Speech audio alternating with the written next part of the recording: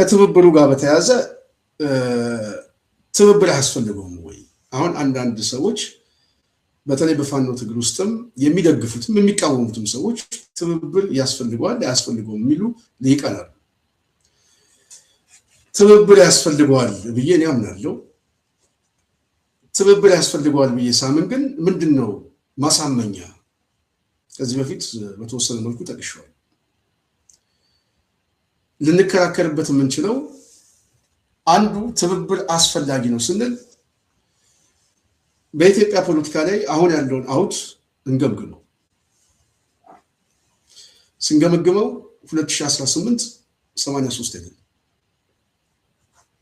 83 ላይ የተወሰነ የታጠቀ አማጺ ኃይል ያለን የተደራጀ አማጺ ኃይል አንዱ ራሱ የስቴቱ አለ እሱ እንደ መንግስት ነው። ሌላው ግን እሱን ለማፍረስ የተደራጀ ታጥቋል።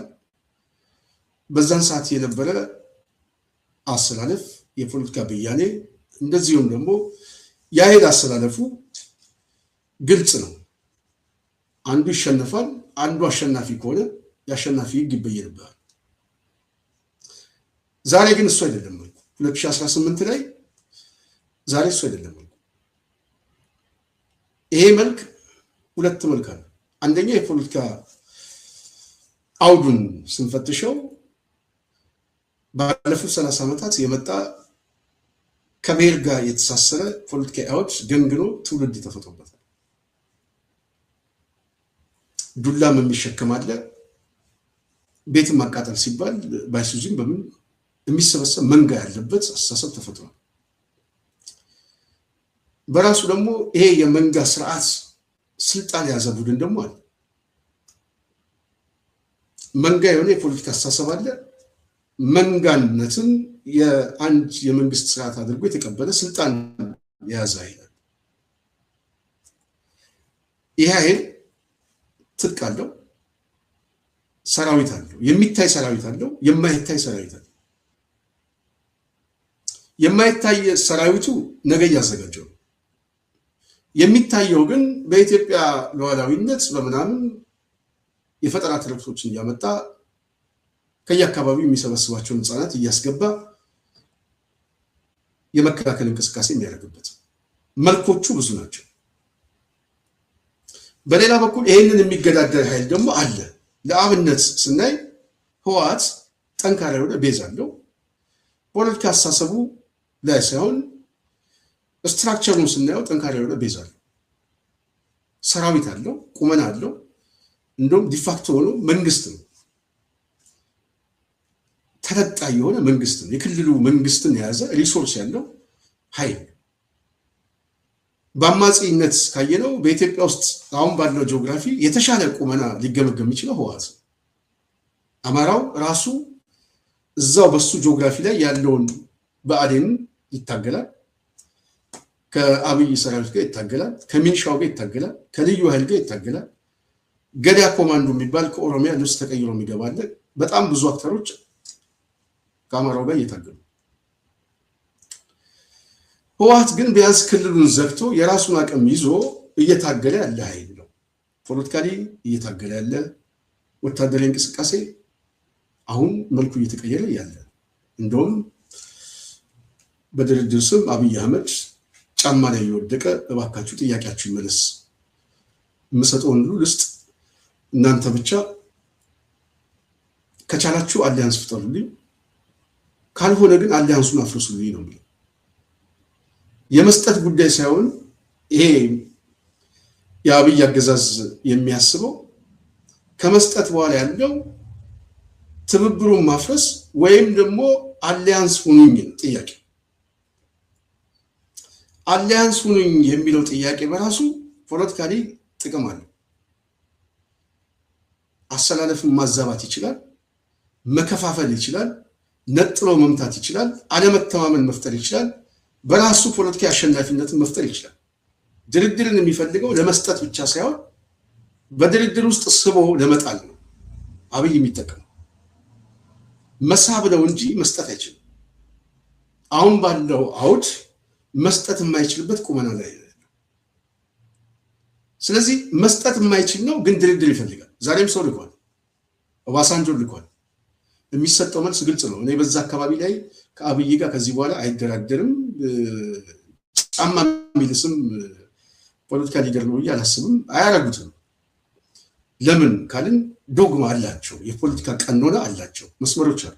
እኔ ህወሓትን በደንብ ምናልባትም የገመገምኩት ዛሬ አይደለም፣ ከዓመት በፊት ግምገማዬ በደንብ አስቀምጫለሁ። ጦርነት ሊጀመር እንደሚችል እና በተለይ ከፕሪቶሪያ ስምምነት በኋላ አሰላለፉ የስሌት እንደሆነ፣ የስሌት አሰላለፉ አብይም ነው ህወሓትም ነው። ስሌቱ የኃይል አሰላለፍ ነው።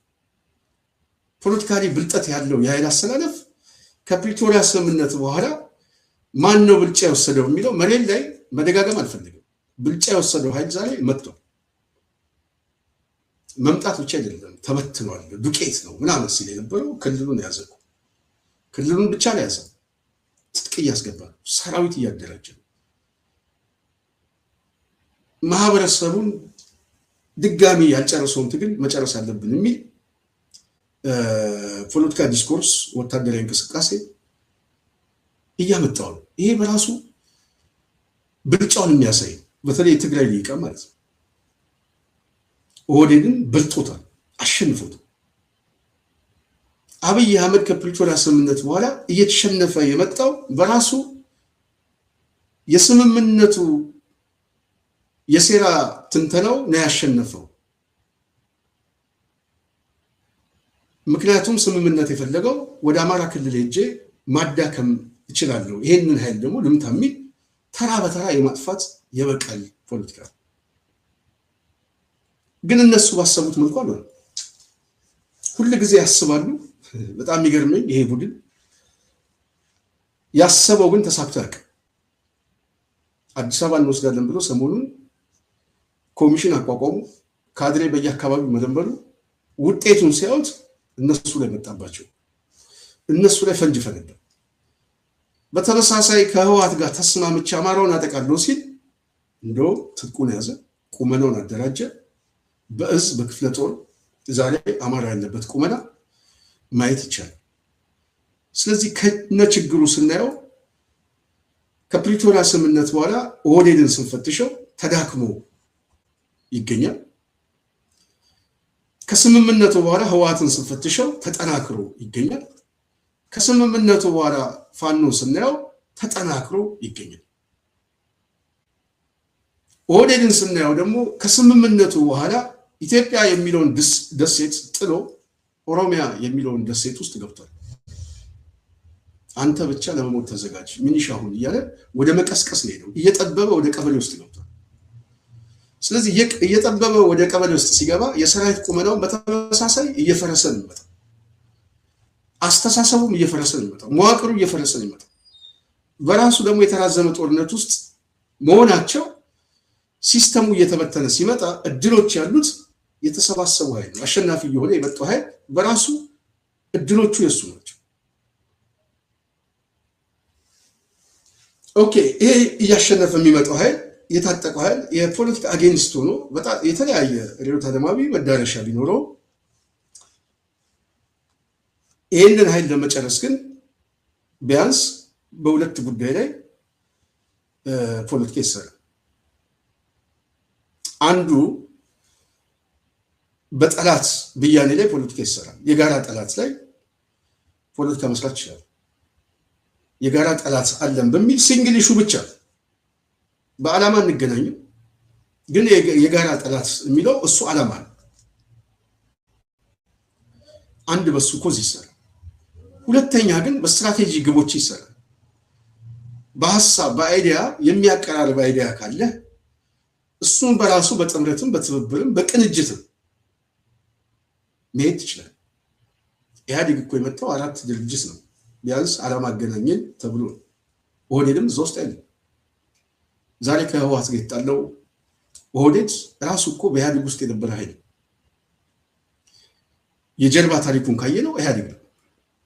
ኢህአዴግ ውስጥ የነበረ ኦህዴድ በዓላማ አይገናኝም እንዴ? ካልተገናኘ የደበቀው ዓላማ ነበረ ማለት ነው። አድፍጦ ሲጠብቀው የነበረው ዓላማ ነበረው ማለት ነው። ያ ያደፈጠበትን ዓላማ ነው የሚያስፈጽመው። እሱ ዓላማ የበቀል ዓላማ። ዛሬ ፍንትው ብሎ መጣው። ተረኝነት ነው፣ ጊዜ ማድባት ነው፣ የበቀል ብያኔ ነው። ከቻለ ተቀናቃኝ የሚላቸውን ኃይሎች ሁሉ በመብላት በውጤት ደረጃ ኢትዮጵያ ማሻገር ሳይሆን ማፍረስ ነው። ስለዚህ ኢትዮጵያን ለማፍረስ ዛሬ በጣም ምቹ ሁኔታ ያለው ስልጣን ያዘው አይደል? ይሄ በድርጊት ታይቷል፣ በጦርነት ፖሊሲው ታይቷል፣ የፖለቲካ አቅጣጫዎቹ ታይተዋል።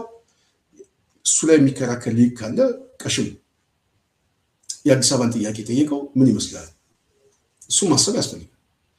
ስለዚህ ይሄ ቡድን እየተሸነፈ ሲመጣ እየጠበበ ባለበት ሰዓት ቢያንስ በዚህ በጋራ ጠላት መተባበር አንድ ጉዳይ ነው። በሚያመሳስል ጉዳይ ላይ ደግሞ መተባበር ሁለተኛ ጉዳይ ነው።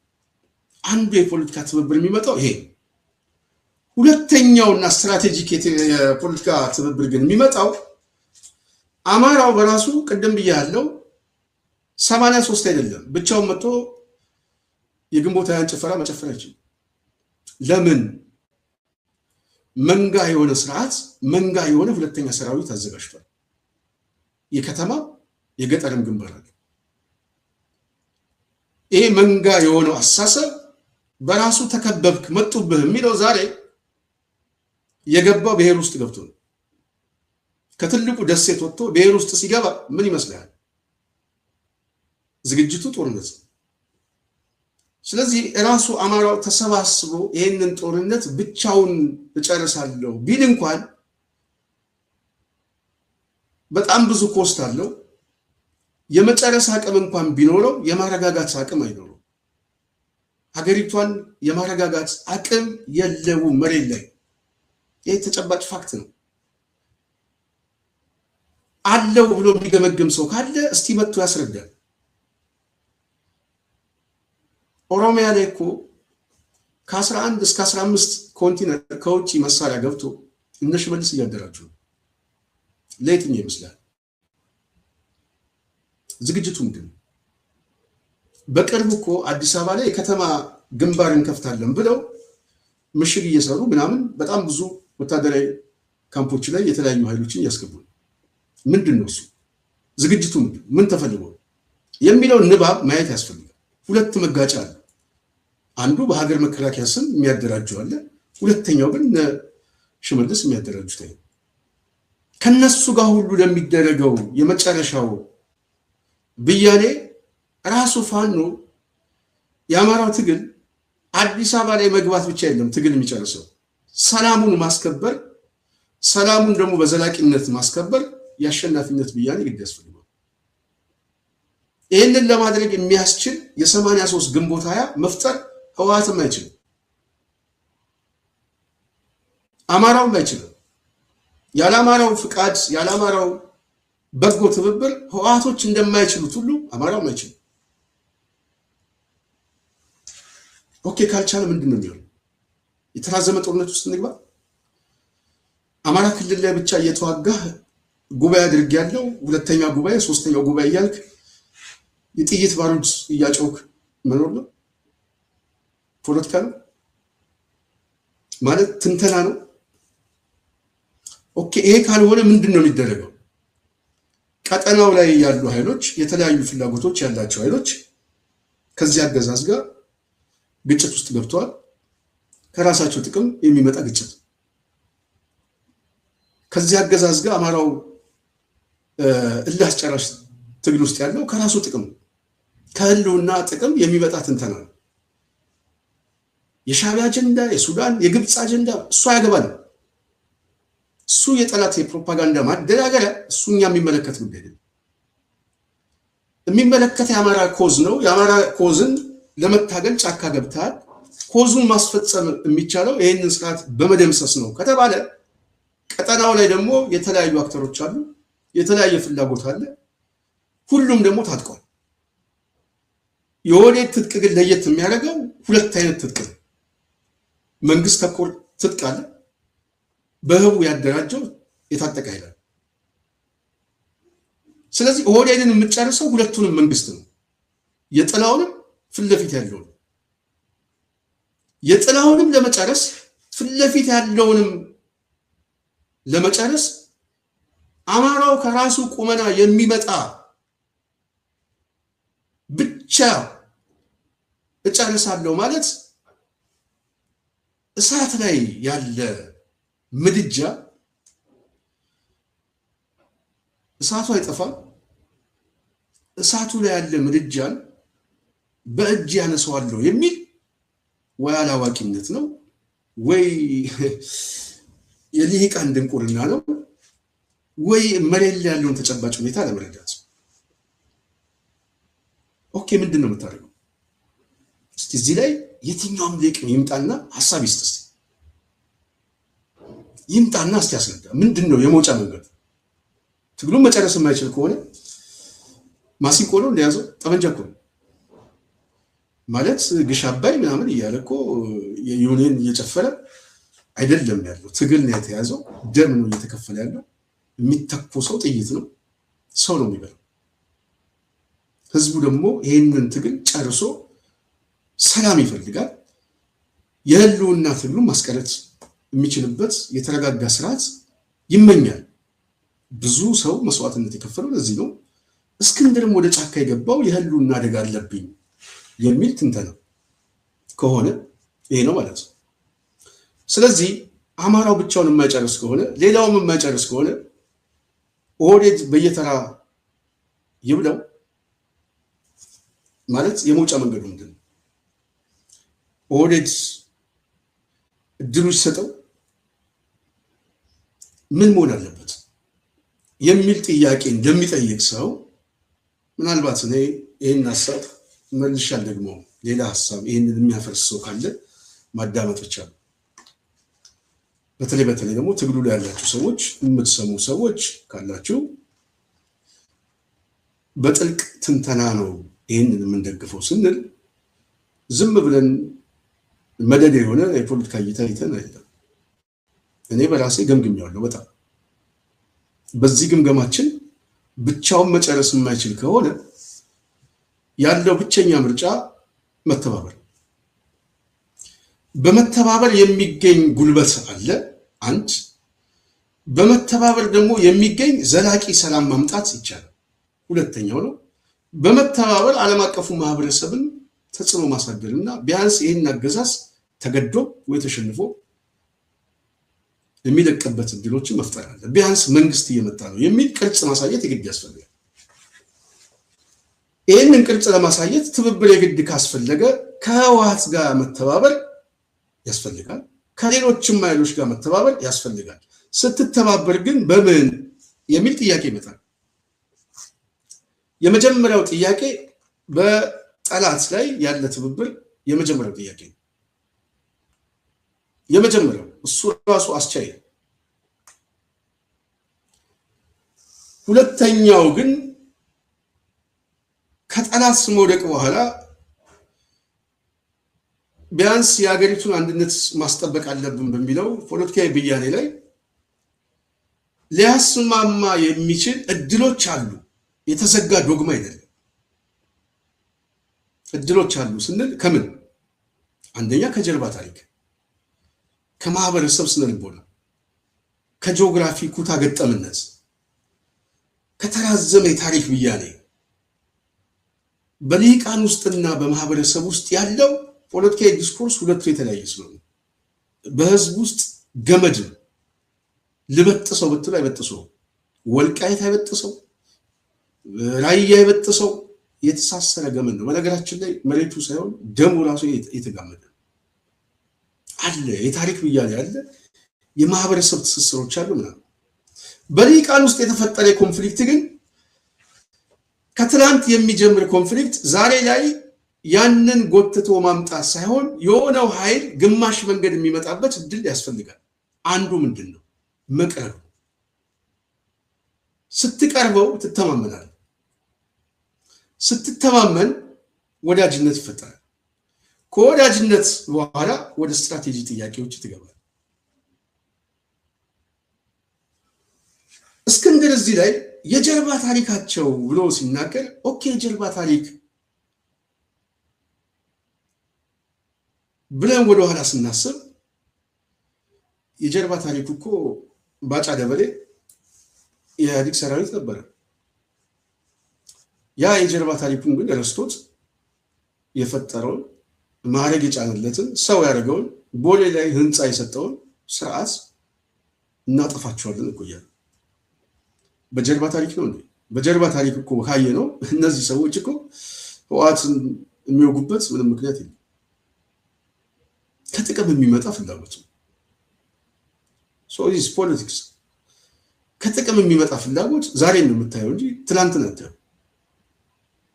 በተመሳሳይ ህወሓት አሁን ካለበት ቅርቃር ለመውጣት የሚያስችለው ከጥቅም ፍላጎት ነው። ጥቅሙን ለማስጠበቅ የግድ እንደ 83 አይደለም። ዛሬ የትኛውንም አማራ ደፍጥጠው መምጣት አትችልም። ለምን? ተደራጅቷል፣ ጉልበት ፈጥሯል፣ ሰራዊት አለው፣ ትጥቅ ይዟል። በተመሳሳይ አማራውም ሌላውን ሊቃን ደፍጥጦ መምጣት አይችልም። አቅም ፈጥሮ የነቃ ማህበረሰብ አለ። ብሔርተኝነቱ ደግሞ የፈጠረው አሰላለፍ አለ። ይሄ ባለበት ሁኔታ ትግሉን ለመጨረስ ለመቀራረብ የሚያስችል ዲስኮርስ ያስፈልግ ነበረ። ግን ቀድሞ መጣ። ማን ይዞት መጣ? ህወሓት ይዞት መጣ። የጽናት ቤተሰብ ህወሓት ይዞት ሲመጣ በዚህ ጉዳይ ላይ ቅድም እንዳልኳችሁ ከፕሪቶሪያ ስምምነት በኋላ አሰላለፉ እየተቀየረ ሲመጣ የሰሩት ትንተና ፐርፌክት ነው።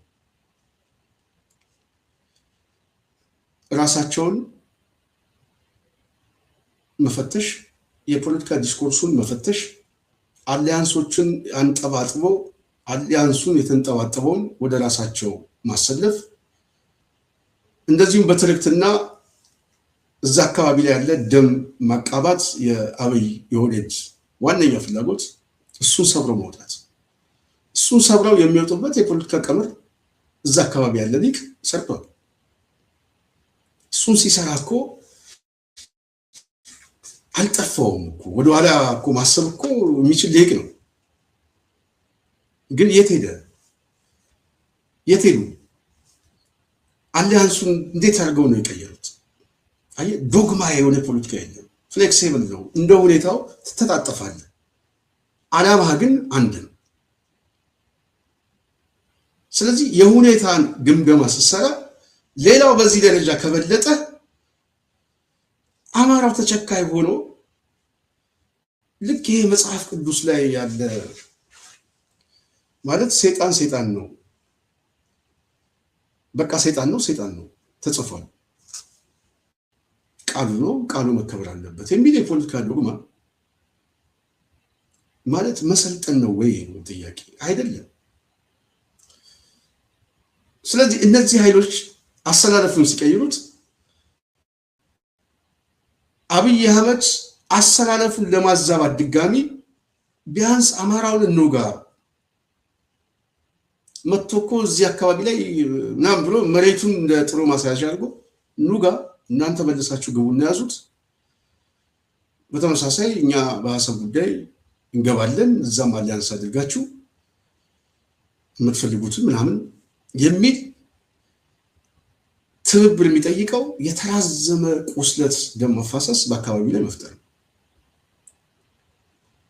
ይሄ የሚገባው ኃይል እኛ አንወጋም፣ እኛ እዚህ ውስጥ አንተባበርም ማለት በራሱ ትልቅ የፖለቲካ ሜዳውን የሚከፍት ነው። በተለይ አማራው ሊቅ እዚህ ላይ ልታሰምርበት ይገባል። አሰላለፉን በሰዓቱ እነዚህ ሰዎች እናዛባለን ማለት ይችላሉ። በአንጻራዊነት እሱ የሚሰጣቸውን ትጥቅ ተጠቅመው እሱ በራሱ የተለያዩ አሊያንሶችን ፈጥሮ የሄደበትን ርቀት ሌላው ቢደግም ከሞራልም ከፖለቲካ ሁኔታውን ስታየው አትወቅሶ። አንተ የፈጠርከውን እኔም ፈጠርኩ ሊልህ ይችላል፣ መከራከሪያው። ይሄንን ሰብሮ እኛ እንገባም የሚለው ሜዳውን ጠርገውታል። ስላደረ ጉዳይ ምናምን የሚወራ ከሆነ ባደረ ጉዳይ ላይ ትናንት ብዙ ዓመት እኮ አይደለም 30 ዓመት አይደለም የዛሬ 3-4 ዓመት ባደረ ጉዳይ እኛም እንገባለን፣ እንተባበራለን፣ የብልጽግና ኪስ ውስጥ እንገባለን ማለት ይቻል ነበር። ቀውሱ ግን ይሰፋል። ተጠቃሚ የሚሆነው ብልጽግና ነበር። አሁን ኦህዴድ የከሰረው አንገባም በማለታቸው አንድ፣ ሁለተኛ ከራሱ ያንጠባጠቡትን አሊያንስ እነሱን ስለተጠቀሙበት የኃይል ብልጫ ተለወጠ። አማራው ጋር ስንመጣ ባሰበው መልኩ ቀበቶን አይደለም የጫማውን ማሰሪያ መፍታት አልቻለም። ገለበው። በሚገባው ቋንቋ ዛሬ እንደ አባቶቻችን ምናምን የሚል ድምፅ የምንሰማው ከመከላከያ አካባቢ የሄዱ ሰዎች እንጂ የራሱ የያዛቸው ሰዎች አንድ ቀን ቪዲዮ አይቻልም። ፋኖ ተይዞ ምናምን እስኪ ሰለችን የምናየው ያገዛዙ ሰራዊት። ስለዚህ በአቅም ደረጃ ስናየው ፋኖ ዛሬ ትልቅ አቅም ፈጥሯል። ትልቅ ወታደራዊ ቤዝ ሰራዊት፣ እንደዚሁም ደግሞ ፖለቲካ አመራርም ወታደራዊ መሪዎችን ማዋለድ ችሏል። በጦርነቱ ላይ ልምድ ይዟል። ከዚህ በኋላ ሊመጣ የሚችል አሸናፊ ኃይል እሱን ደፍጥጦ መሄድ አይችልም። እሱን ይዞ ግን መሄድ ይችላል። ስለዚህ በአሰላለፉ ላይ ሲታይ ተገዝቷል። የተገዛው ኮት ለመያዝ ከኋላ ለመከተል ሳይሆን በራሱ አሰላለፉ ላይ አንደኛ በተረኝነት ካየ ነው ተረኛ ነው በተረኝነት ካየ። ሁለተኛ በቁመና ካየ ነው ቁመና ከየትኛውም እኩል ቁመና ይዟል። የማዕከላዊ መንግስቱን ቁመና ማመናመን የሚችል የፋኖ እንቅስቃሴ የትኛው የክልል ሚኒሻ ወይ የትኛው የክልል አደረጃጀት ሊያፈርሱ ይችላል? አይችልም። አልቻለም። በቃ እያሸነፈው ነው። ዋናው ነገር እያሸነፈው ባለበት ሰዓት ላይ ፋውል ከሰራ ግን ይሸነፋል። ፋውሉ ምንድን ነው? የዶግማ አስተሳሰብ ካሰበ ይሸነፋል። ጠላቴ ነው የጀርባ ታሪክ ምናምን እሱ ያሸንፈዋል። እሱ እንዳይገዛ ያደርገዋል። ብቻውን ይቆማል። ብቻውን ሲቆም በዚህ አመለካከት አዲስ ሌላ የፖለቲካ ትርክት ይፈጥራል። ደመኝነት ይፈጥራል። መጠባበቅ ይፈጥራል። አለመተማመን ይፈጥራል። እንደውም አሊያንስ ይቀየርበታል። አሊያንስ ሲቀየርበት ከዚህ ሊጋጋ መኖር አልችልም ብሎ ሲበይን መጨረሻ ላይ ዕዳ የምትሆነው አማራው ላይ በቃ አንተ ያስከውንም ይዘውጣ እኔም ልውጣ እንተባበርና እንጨርሰው ቢል ማለት እንዴት ነው የምታስበው? አረ ፖለቲካ እንዴት ነው? ያሳፍራል። ይሄ በጣም አደጋ ነው። በጣም በሌላ በኩል ኦህዴድ በሚያደርገው ሰጥቶ መቀበል ሌሎች ኃይሎችንም አባብሎ ማምጣት ቢችልና ቢሳካለትም አደጋ ነው። እንኳን እሱ ተነጥሎ አይደለም ከራሱ እንኳን ሌሎቹ ከተነጠሉ የሱ ፍላጎት ሳይሆን የሌሎቹ ፍላጎት ተነጣይ ከሆኑበት በራሱ አደጋ ነው። በደንብ ስሩ ነው የምነግራችሁ።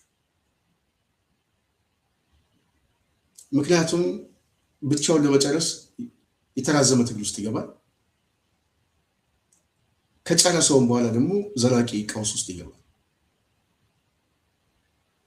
ምክንያቱም ሁለት ኃይሎች ነው ያሉት። ኦህዴድ ገዳ ኮማንዶም ብርሃኑ የሚያደራጀውም ሁለቱ ሚናቸው ይለያያል። ይሄ ሰሞኑን የመጣው የአዲስ አበባ ጥያቄ ምናምን እሱ መከላከያ አይደለም። ነገ ጠዋት የሚመጣው ገዳ ኮማንዶ እሱ ሰራዊት ነው የሚገባው። ስለዚህ ከተማው ላይም ምናምን የሚገባው ሰራዊትና አሁን ክልሉ ላይ የወሰደ የሚጨርሰው ሰራዊት ሁለቱን ለየብቻ ለየ። ሁለቱንም ደግሞ ማስታገስ፣ ሁለቱንም መጨረስና ዘላቂ ሰላም ለማምጣት ደግሞ ብቻውን ተነጥሎ መቆም ትርፍ ያመጣል። የተለያዩ ኃይሎች ተባብረው ያጠቁታል። አሊያንሱ ይቀየራል። ስትራቴጂዎች ሁሉ ለብተናው ቅርብ የሆኑ ሰዎች ወይ እያለማመዱት ያሉት አመቺ ዕድል ያገኛል። ስለዚህ ቀውሱን እናሰፋዋለን። ጦርነቱ ይራዘማል። በተመሳሳይ ደግሞ አደገኛ የፖለቲካ መልኮች እየተለወጡ ይመጣሉ የሚለው ግልጽ ነው ማለት ነው። ይሄ ከሆነ ይሄንን ስልት መቀየር የሚቻለው ግማሽ መንገድ የመጣው ሊቃን ቢያንስ ባደረ ጉዳይ ላይ በተለይ ህወሓት ላይ ያሉ ሰዎች እኛ እና እነሱ እኩል አይደለም። የመንግስት ስርዓት ይዘዋል፣ ሲስተም ይዘዋል፣ የታሪክ ብያኔ ያለ ቢያንስ በአንጻራዊነት በተኳሽም በሷይልም በአዋጊም በምናምን ብልጫ የሚወስዱበት ያስተላልፎች አሉ። ከአብይ አገዛዝ ይልቅ እዛ አካባቢ ያለው ትልቅ የሆነ ኃይል ይህ ኃይል ነገ ጠዋት ይህንን ስርዓትን ካሸነፈው በኋላ በፍጥነት ሀገሪቷን ለማረጋጋት የመንግስትነት ተሞክሮም ያለው በጸጥታ መዋቅር ውስጥ በፖለቲካ አስተዳደር ልምድ ያለው ኃይል ዓለም አቀፍ ትኩረትም ያለው ኃይል። ስለዚህ መንግስት ቶሎ ብለህ ለመበየንና ሀገሪቷን ለማረጋጋት እዚህም እዛም የተንጠባጠበው ኃይል ችግር እንዳይፈጠር እሱም ባጭሩ ጠቅለል አድርጎ ለመጨረስም በዛ በኩል ያለው ኃይል ወሳኝ ኃይል፣ አንተም ደግሞ ወሳኝ ቁመና ይዛል። ስለዚህ የሚያስፈልገው ምንድን ነው? የመሃል መንገዱን መያዝ ነው። የመሃል መንገዱ መተማመን መፍጠር ነው። ያደረ ጉዳይ አለብኝ ብሎ የሚያስበው ሊቅ ያኛው ደግሞ ባደረ ጉዳይ ላይ ብሎ ካሰበ ነገ ጠዋት ዘላቂ ሰላም አናመጣም ብሎ እንዲያስብ ያደርገዋል። ስጋት ውስጥ እንዲከት ያደርገዋል። ከስጋት ነፃ የሚሆነው መቀራረብ ስትችል ነው። እሱን ለማምጣት የምትችለው ደግሞ እድሎች ሲከፈቱ ነው። እድሎች ተከፈቱ። ስለዚህ በተከፈተው እድል መቅረብ ግድ ያስፈልጋል። ህዝቡ ስለሚያስፈልግ በተለይ አማራው ከትግራይ ጋር የተራዘመ ግጭት ውስጥ መግባት የሚችሉበት አውድ ከዚህ በኋላ ነው። አብይ አህመድ አድቋቸዋል በብዙ ምክንያት። እነዚህ ማህበረሰቦች ደግሞ የጀርባ ታሪካቸው የሀገረ መንግስት ብያኔ የማህበረሰቡ መገለጫ ምናምን መዝገቡንም ታሪኩንም ስገለባበጠው በኢትዮጵያ ላይ ያሉ ጥንታዊ ህዝቦች ብዙ የታሪክ መገለጫ ያላቸው የማህበረሰብ ክፍሎች ናቸው። እነሱን መነጠል አይቻልም። እነሱን መነጠል በራሱ የሚቻል አይደለም። ከተቻለ ግን የሚያሸንፈው ዛሬ ስልጣን ያዘው ቡድን እነሱን አያሸንፍም። አማራውም አያሸንፍም። የቀውስ ሜዳ ብቻ ነው የሚያመቻቸው። ስለዚህ ያላቸው ብቸኛ ምርጫ እነዚህን ኃይሎች ማቀራረብ የምንችለው በመተማመን ነው፣ በመቀራረብ ነው። ወደ ስትራቴጂ ጥያቄያችን ደግሞ እንሂድ። ስርዓቱን መጣል አንድ ጉዳይ፣ ሀገሪቱን መቀበል የግድ ያስፈልገናል። እኛ ጋር ያለ የጀርባ ማከክ አያስፈልገንም። በደሎች አሉ። በደሉ ነገ ጠዋት በካሳም በይቅርታም በፍትም መካስ የሚገባውም ተክሶ ማህበረሰባዊ የሆነ ችግር አለ ብዬ ባላምንም ካለም እሱም ስር ነቀል የሆነ ለውጥ እናመጣበታለን። መጀመሪያ ያለብን ግን ከችግሮቻችን ነው የሚለው ችግር በራሱ ስለሚያስተምር ችግር አስተምሮታል ብዬ አስባለሁ። ሊቁ በዚህም በኩል ያለው አማራውን ሊቅ ችግር አስተምሮታል። ይህ አገዛዝ መጥቶ ያቃጠለው እንደ ማህበረሰብ ያዋለደው ያሳደገው ያስተማረው ሊቅ ነው ዛሬ እሳት እያዘነበበት ያለው። ስለዚህ አንዳንድ ጊዜ ስህተት የሚያዋልደው ጥፋት የጥፋት ውጤት አብይ አህመድ ብሎ መጻፍ ይቻላል። ስኬታችን ነው ውጤት ወይስ ውድቀት ነው የመጨረሻው ሁኔታ ብሎ ለሚገመግም ሰው አብይ አህመድ በቃ ማየት ነው የውድቀት መጀመሪያ ነው። ስለዚህ በወደቅክበት አመለካከት ላይ መጀመር አትችልም። በቃ የሱ ውጤት ነው አብይን ያመጣ። በውጤቱ ላይ በዚህ የውድቀት ውጤት ላይ እንደ አዲስ እሱን ማስቀጠል አይቻልም። ተሸነፈ። አስተሳሰቡ ሲሸነፍ ነው ውጤቱ የመጣው። የሚቻለው ምንድነው? ከውድቀት ነው የሚጀምረው። ከአብይ አህመድ ውድቀት በኋላ የሚጀምረው በራሱ አብይን ያሳደገው ወልዶ ቴሌግራም አሳድጎት ምናምን አስተምሮ ቢያንስ የበላበትን ይሄ ቡድን ጠግቦ ገበታውን መወርወርኩ ብቻ አይደለም፣ በራሱ ገበታውን ያቀረበለት እሳት ያዘነበ ቡድን ነው። ይህንን መውለድ በራሱ የሚያስቆጭ ነው። ከዚህ ቡድን ግን ቢያንስ የነበረውን ስራ ሲታገሉ የነበሩ ሰዎች ስትራቴጂክ ወዳጆች እንደነበሩ ታሪክ ራሱ መጥቶ መሰከረ። ታሪክ ነው የመሰከረው። ከዚህ በላይ ከጥፋት ግምገማ በላይ የሚያስተምር ነገር የለም። ስለዚህ መቀራረብ ሲመጣ ጥፋት ይገመገማል።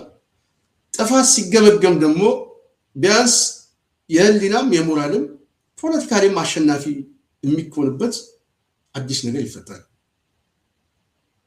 ስለዚህ አሊያንሱ ከፍ ይላል። በሀገር አንድነት ላይ እናስብ። ኦኬ ከዚህ በኋላ የነበረው የ83 ግንቦት 20 ብቻ ሳይሆን የጋራ ግንቦት 20 ደግሞ ያስፈልገናል። የተራዘመ ጥቅሞቻችንን ማየት ያስፈልገናል ምናምን የሚል ፖለቲካዊ ንባብ ላላቸው ሰዎች ከየትኛውም አሊያንስ በላይ ጠቃሚ አሊያንስ ሆኖ ያገኘዋል። የዶግማ አመለካከት የጀርባ ታሪክ ልክ እነ ሽመልስ የሚያክቱበት የ150 ዓመት እከክ እኛም እያከክን ጊዜን ጠብቅ ምናምን የሚለው ነገር ግን በራሱ ሊቃን ያስደነግጠዋል። መተማመን ውስጥ አትገባ። ስጋት ውስጥ ደግሞ ስትገባ የሚፈልገው ወደ ስትራቴጂ ጉዳዮች ሳይሆን የሚመጣልህ ተነጣይ የሆነ አመለካከት ውስጥ ነው የምትገፋው። ስለዚህ ያስኩትን ይዤም ቢሆን እነጠላለሁ የሚል አስተሳሰብ ሊቁ ውስጥ እንዲገባ ይመጣል። እሱን እየገፋው ነው የምትመጣው። እሱ በራሱ ደግሞ ለአማራው ይጠቅመው። የትግራይ ህዝብ መሬት ቢሰጠው ህልውናውን ማስመለስ አይችልም፣ ነፃነቱን ካላስመለሰ። የመሬት ህልውና ትግል አልገጠመውም። ገጠመን የሚሉ ሊቃን ካሉ አልሰማሁም እኔ እስካሁን። አማራው በተመሳሳይ ከመሬት ጋር የተያዘ ህልውና ውስጥ ገብቻለሁ ብሎ የሚታገል ከሆነ የዋህን አንተ ንባብ የለህም ወይም ድንቁርና ተጭኖ ነው ነፃ አውጪ እንኳ። የመሬት ህልውና የለብንም። እየፈረሰ ያለው አካላችን ነው። ሰው አካላችን እየፈረሰ ነው። ስለዚህ የህልውና ትግል ከራስህ ነው የሚጀምረው፣ ከአካልህ ነው የሚጀምረው። አካልህ የሚቆምበት መሬት ነው። አንተ ከሌለ መሬቱ የለም። ኦህዴድ እያፈረሰው ያለው አካሉን ነው፣ ሰውን ነው የሚገለው። በተመሳሳይ እኛም መጨረስ ያለብን አካሉን ነው። አካሉ ሲያልቅ አስተሳሰቡ ያልቃል። በዚህ ደረጃ የሚያስብን ቡድን ደግሞ ተለቅ ወዳለ ነገር ስናስብ ይህንን ቡድን ማሸነፍ አለብን ብለን ስናስብ የማከክ የጀርባ ታሪክ የአማራ ሊቅ የለው ካለው በጣም የሚገርም ነው። እሱን ለሽመልስ ስጠው።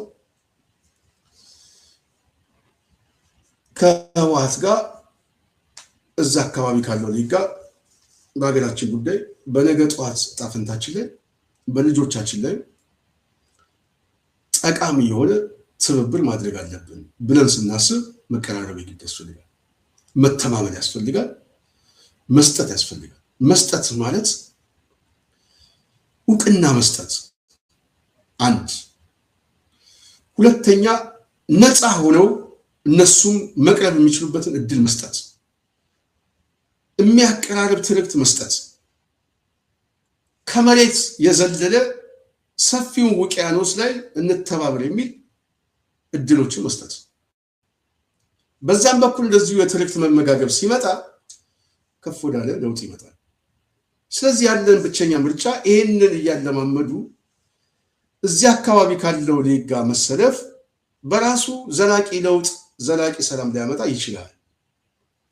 ይህንን ስርዓት ማፍረስ ብቻ ሳይሆን መንግስት ሆኖ ባጭር ጊዜ አገሪቱን ማረጋጋት ይችላል።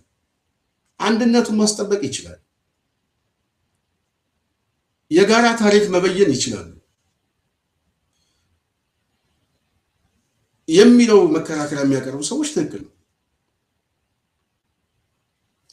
ይህንን ማድረግ አንችልም እዚህ ላይ መተባበር አንችልም፣ የጀርባ ታሪክ አለብን፣ የኢትዮጵያ ጠላቶች ናቸው ምናምን ብሎ አንድ ሰው ፖለቲካ ትርክት ሊሰራ ይችላል።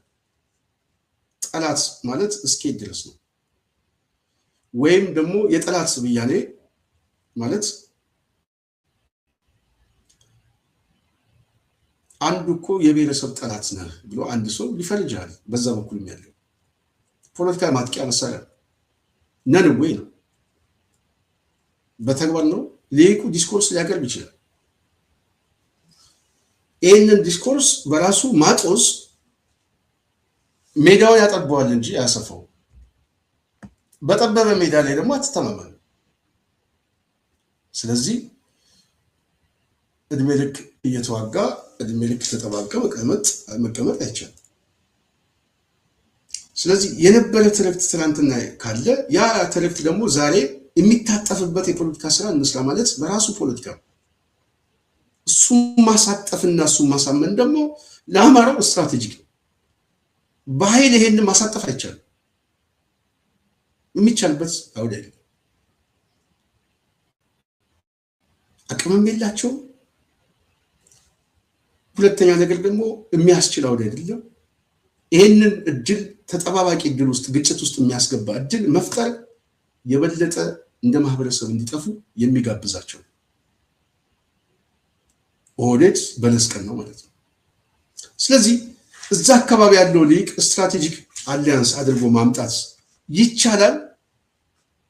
የሚቻለው ግን ከጀርባ ታሪክ ወተን ወደ አዲስ ምዕራፍ የሚገባበት ፖለቲካዊ ልምምዶችን ሲሰጥ ነው። አዳዲስ ትርክቶችን ሲያመጣ ይህንን መፍጠር ተችሏል። ያስቻሉ ደግሞ እነሱ ናቸው። በተለይ የትግራይ ሊቃን ይህንን አስችለውታል። አንወጋም ሲሉ አስቻይ ሁኔታ ፈጥረዋል። እንተባበር የሚለው ደግሞ ትክክለኛ ጉዳይ፣ መልኩን ቀይረው የሚለው ሁለተኛ ጉዳይ፣ አንድነቱን እናስጠብቀው የሚለው ግን ከጠበቀ መተማመን የሚመጣ ወዳጅነት ነው። ወደዛ ደግሞ ይሄዳል ብዬ አስባለሁ። በእርግጠኝነት ማህበረሰቡ ከዚህ ውጭ ሌላ መውጫ የለው፣ ሌላ ተስፋ የለው። ይህንን ማድረግ አማራው ደግሞ ትልቅ የሆነ ስትራቴጂ ጥቅም ስላለው ማለት ነው። ይሄ የሚሆንበት እድል መፍጠር ሲያስፈልግ ከዚህ ውጭ ብቻውን ይቁም የሚሉ ሰዎች ደግሞ አሉ። አሁን እኛ በትብብር ውስጥ አሸናፊነትን አሳይናቸው። ብቻውን በመቆም አንድ ያሳዩን። ጥያቄ ያላቸው ሰዎች ምናልባት በጣም ብዙ ናቸው። ብቻውን በመቆም ማሸነፍ ይቻላል ብለው ተንትን አምጡልና በውጤት ደረጃ የሚያስከትሉንም ይገምግሙልን። አዲስ አበባ መግባት ይቻላል አይደለም? ሰላም ማምጣት አይችልም። መንግስት መመስረት አይችልም። ሁለተኛ አማራው ብቻውን አሸንፎ ብቻውን ደግሞ መንግስት ያለው የተለያዩ አክተሮች እንኳን ታጥቆ የተደራጀ አይደለም እሱ ባሸነፈው የሐመር ብሔረሰብም ነፃ ይወጣል። ከራሱ የሚመጣ ነፃነት ያልታገለውን ብሔረሰብ ቢሆን በሂደቱ ላይ ተጠቃሚ ነው የሚሆነው። የታገለው ግን ሚዛን ያስጠብቃል። ስለዚህ የታገለው ማህበረሰብ ሚዛን ለማስጠበቅ አሁን አንዱን አሸንፎ አንዱን ደፍጥጦ ደግሞ የሚመጣ አውድ ከሌለ በእኩል ሚዛን ሁሉም ሜዳው ላይ የሚጫወቱ ናቸው። በጋራ መተማመን ደግሞ ጥቅማቸው ማስጠበቅ የሚችሉበት አውድ አለ። ሁኔታዎች ተፈጥረዋል። ከዚህ ውጪ ብቻውን ይቻላል፣ ዘላቂ ሰላም ማምጣት ይችላል፣ በተለይ አማራው የሚሉ ሰዎች እንዴት እንጠይቃለን። መልስ የለም። ሁለተኛ አሊያንሶቹን እሱ አሁን ካለው ትብብር ቢወጣ ወይም ደግሞ ከዛ ቢነጠል የሚጠቀመው ነገር አለ።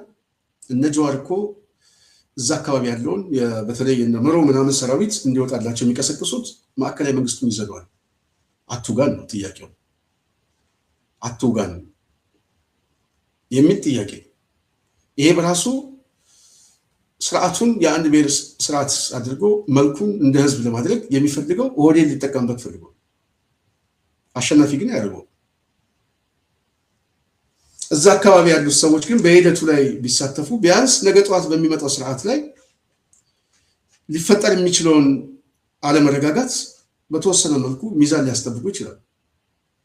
እየፈረሰ ካለው ቡድን ይልቅ እየመጣ ያለው ኃይል ስትራቴጂ ጥቅም አለው። አማራው ግን ምን አለው ነው? ውጣ ስትለው ማዕከላዊ መንግስቱን ይዟል። የያዘው ስልጣን አለን።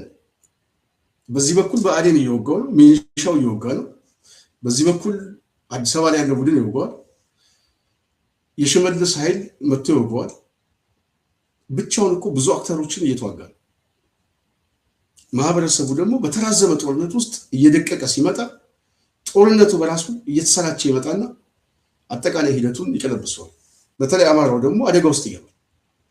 ፈጣን የሆነ ድል ይፈልጋል።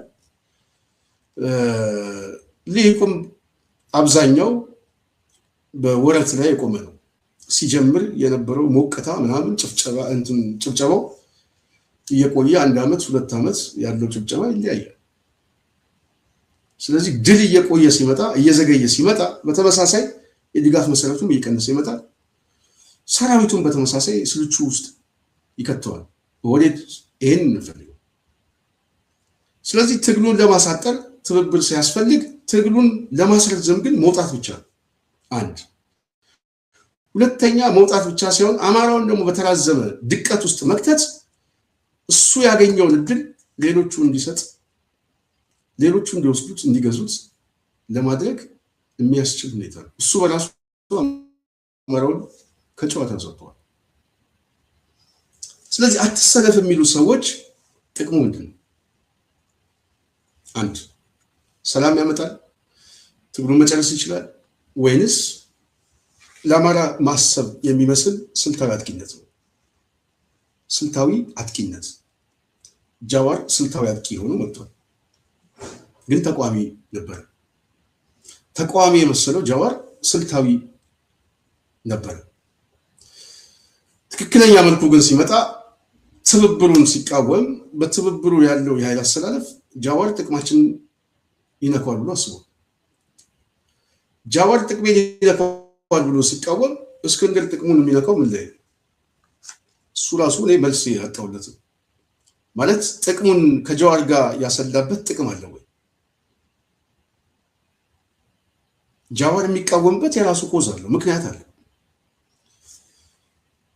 ጃዋር የተቃወመው ተቃውሞ ሽመልስ አብዲሳም ይቃወመዋል፣ አባዱላም አብይ አህመድም ይቃወመዋል።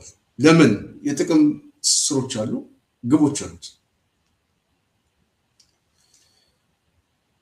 እስክንድርና ወይም አብዛኛው ፋኖ ይሄንን ሊቃወም የሚችለው ከጃዋር እኩል በየትኛው ዓላማ አገናኝቶት ነው? በየትኛውስ ትክክለኛ ብያኔ አድርጎ ተመልክቶት ነው?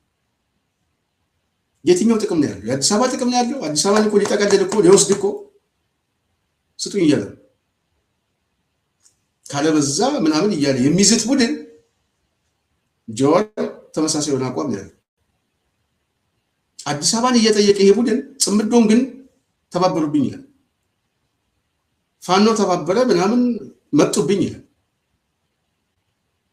ኦኬ መጡብኝ የሚላቸውን እየተቃወመ መጡበት ብለን እኛ ለመቃወም የሚያስችለን ሞራል እንዴት አገኘ? ፖለቲካ ነው ምናምን ብሎ ለሚፈትሽ ሰው አይደለም። ነጥቡ እዚህ ላይ አይደለም። ምንድን ነው? አጥፍቶ ጠፊነት፣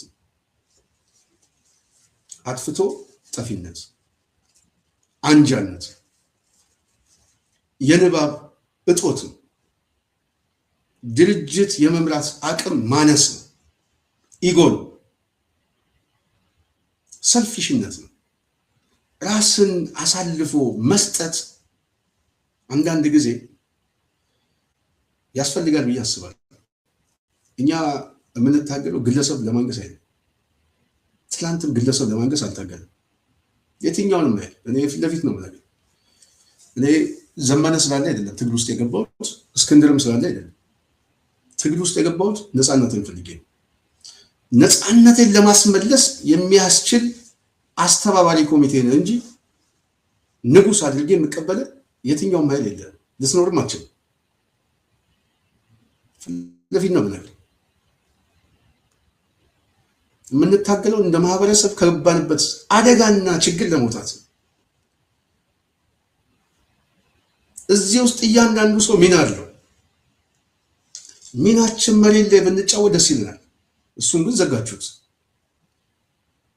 በሚዘጋበት መልኩ ተዘጋ። የግል ኢጎ የግል ምናምን እሱ ትግሉ ማሳደግና መጨረስ የሚቻልበትን እድሎች እንዲበላሽ ምክንያት ሆነ። እሱም ደግሞ ታለፈ፣ በብዙ መከራ ታለፈ። ቢያንስ አንድ ድርጅት የሚባል ነገር መጣ።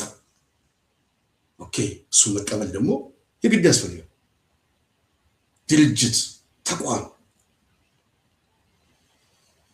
ምናምን የሚል አማራው የግድ ያስፈልገዋል ብቻ እኮ ሳይሆን በሰዎች ተቋም እኮ አፋችን ይዘን እኮ ስንገረም እኮ ቆየን እኮ። እንዴት አይነት ሰዎች ናቸው፣ እንዴት አይነት የሚያስደንቁ ናቸው ምናምን እያለ ማለት ነው። ተቋም ይዘው የተቋም ዲሲፕሊን ምናምን። እዚህ አንተ ጋር ያለ ሊግ ጋር ሲመጣ ግን ተቋም አይደለም ግለሰብ ክብር ይዞ ነው የሚገባው ትግል ውስጥ። ክብሩ ራሱ ተቋም አድርጎ ነው የሚያየው።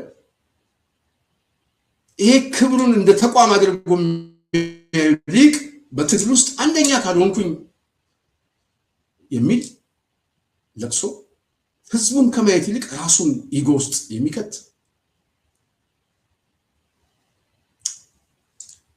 አሁን ደግሞ እኔ ካላቦካሁት አይነት የሚመስል የመሬት ጥያቄ ብሎ እስክንድር የሚያነሳው የኢጎ ጥያቄ ነው። ሌላ አይደለም፣ የአንጃነት ጥያቄ ነው። ይህንን ስናገር አዝናለሁ በጣም። ልናገር ማለት ትክክል አይደለም፣ በቃ ትክክል አይደለም። እያንዳንዳችን የጀርባ ታሪኮች አሉን። እስክንድር ለምትከፍለው ዋጋ ክብር አለኝ። የጀርባ ታሪክህ፣ የቤተሰብ ታሪክ፣ የኢትዮጵያ ፖለቲካ ላይ በጣም ክብር አለኝ። ክብር ግን አንተ አትሰጥም። እኔ ክብር አለኝ ስል ክብር ግን እንደማሰጠን ለእኛ በህይወት ዘመናችን በቁማችን ላይ ግን እኛ ክብር እንሰጣለን። አንድ ሁለተኛ ፍላጎት የሚባል ነገር አለ። ድርጅት መምራት ፍላጎትን መምራት ሁለቱ የተለያየ ጉዳይ ነው። የስልጣን ፍላጎትን ለመምራት የሚያስችል ድርጅት ነው። ድርጅት ሲኖር መዋቅር ሲኖር መዋቅሩን ደግሞ በአሸናፊነት የምትመራበት ሀሳብ ሲኖር እሱን ሊድ የምታደርግበት የአመራር ብቃት ሲኖር ምናምን ቢያንስ ፍላጎት እንኳን ቢኖር ፍላጎቱን ማስፈጸም ይቻላል። ድርጅት እያፈረሱ ግን ፍላጎትን ወደፊት ማምጣት በራሱ አይቻልም። ንባብም አይደለም።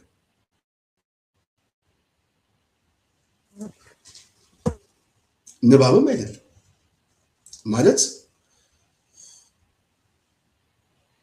እስክንድር ያነሳው ሐሳቡ በራሱ የመሬት ጥያቄ ሳይሆን ሐሳቡ የተሸናፊነት ጥያቄ ነው። የቁስለኝነት ጥያቄ ነው። የአንጃነት ጥያቄ ነው። በውጤት ደረጃ ድርጅት የማፍረስ ጥያቄ ነው። ጥያቄው የሚጠቅመው እስክንድር ቆሜለታለሁ ለሚለው የመሬት ትግል ሳይሆን ለብልጽግና ነው፣ ለኦህዴድ ነው። አዲስ አበባ ኬኛ የሚል ቡድን ነው የሚጠቅመው። ጃዋር ቀድሞን የለጠፈው እንኳን ደስ አላችሁ ነው። ካድሬው ቶሎ ብለህ ውጣ ነው ያለው። ትክክለኛ አቋም ነው ያዝከው ምናምን። አሁን ነው እጅ መስጠት ነው። ጮቤን የረገጠው ብልጽግና ቤት ውስጥ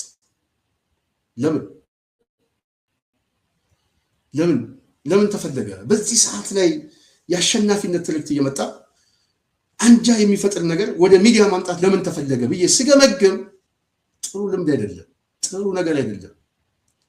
እኛ በእኛ ይብቃ ብለን ዝም ብለናል።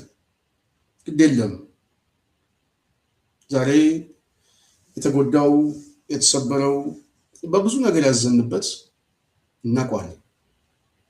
የእኛ ንባብ እስክንድር አያውቀውም። እኛ ግን እሱ እናነባዋለን። እሱ እኛ ማናነብ ይመስለዋል። ንባባችን ግን ሃይ ክላስ ነው በጣም እኔ የምነግርህ ማለት ነው በጣም እና በዚህ ግምገማ እኔ ከምር ነው የምናገረው 3 ነገሮችን አይቻለሁ። ትንሽ ሶሻል ሚዲያ ላይ ጽፌያለሁ። በተለይ በፕሬስ ውስጥ በነበረበት ያለው እስክንድርን እኛ የምናውቀው በዛ ደረጃ ነው። እዛ ላይ በነበረበት በጣም ሰክሰስ ነው። በጣም ተሳክቶለታል፣ ተጋፍጧል።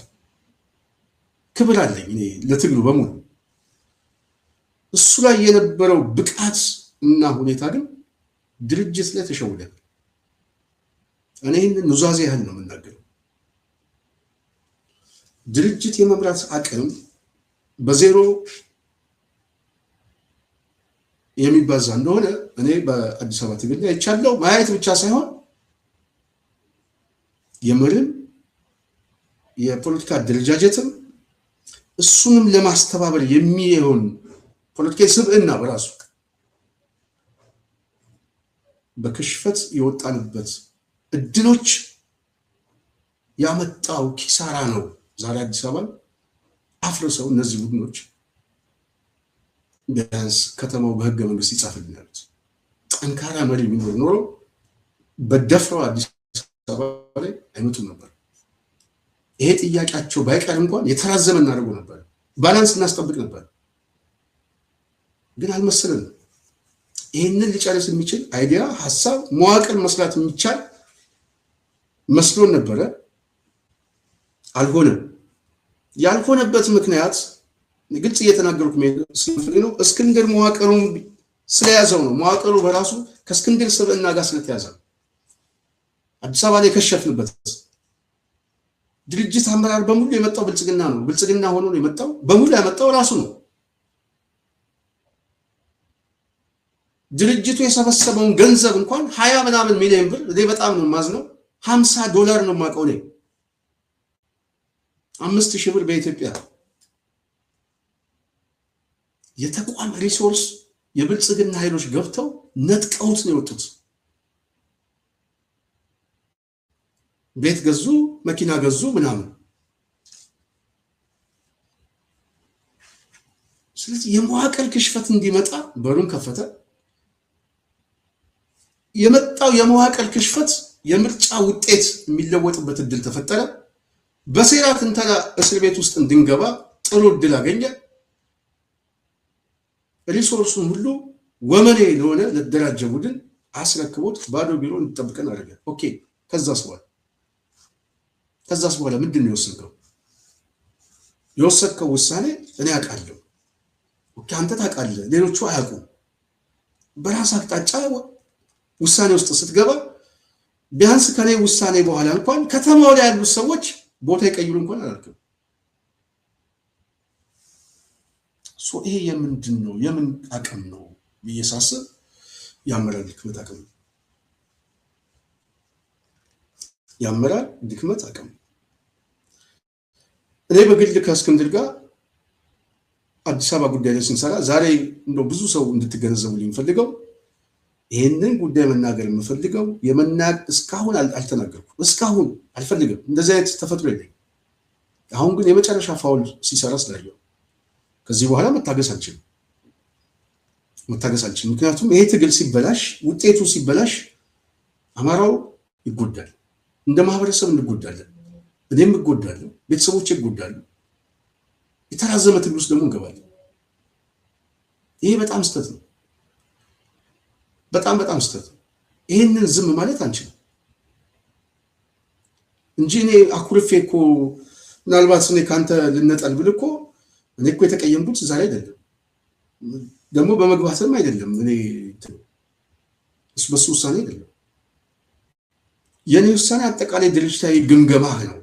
ግምገማ ውድቀት አምጥቷል እንጂ እኔ በቃኝ እኮ ለማለት እኔና አንተ ብቻ የምናውቀው ከመርህ ውጪ የወጣበት ጊዜን ባስታውሰው መቼም ታውቀዋለህ ብዬ አስባለሁ። ጉባኤ ያደረግንበት ቀን እንደው ልናገር እንትን የለውም። የፓርቲ ጉባኤ ያደረግንበት ጊዜ የመጀመሪያው ባልደራስ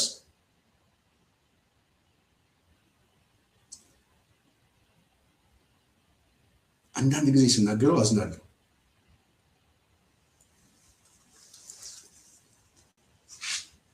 በጉባኤው ላይ ከተገኙ አባላት ውስጥ የጉባኤው ተሳታፊ በጉባኤው ላይ ስድስተኛ የብሔራዊ ምክር ቤት እጩ አድርጎ የመረጠውን ድምፅ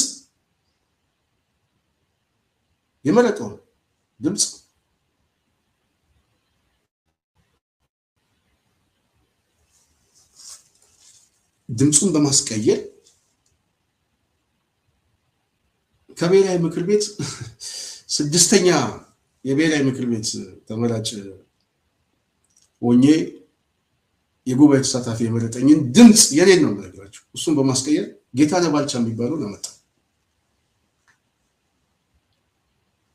እስክንድር ማለት ይሄ ነው እንዴ ብዬ በጥያቄ ምልክት ቢይዘው ያኔ ብቻ ቢያንስ ግምት ውስጥ የገባበት ጊዜ ነው ብዬ አስባለሁ። ያ ጌታነህ ባልቻ የተባለው የመጣው ሰው ግን እኛ እስር ቤት ከገባን በኋላ የድርጅቱን ገንዘብ የሚካፈሉት ሰዎች ተከፋፍለው ወጡ።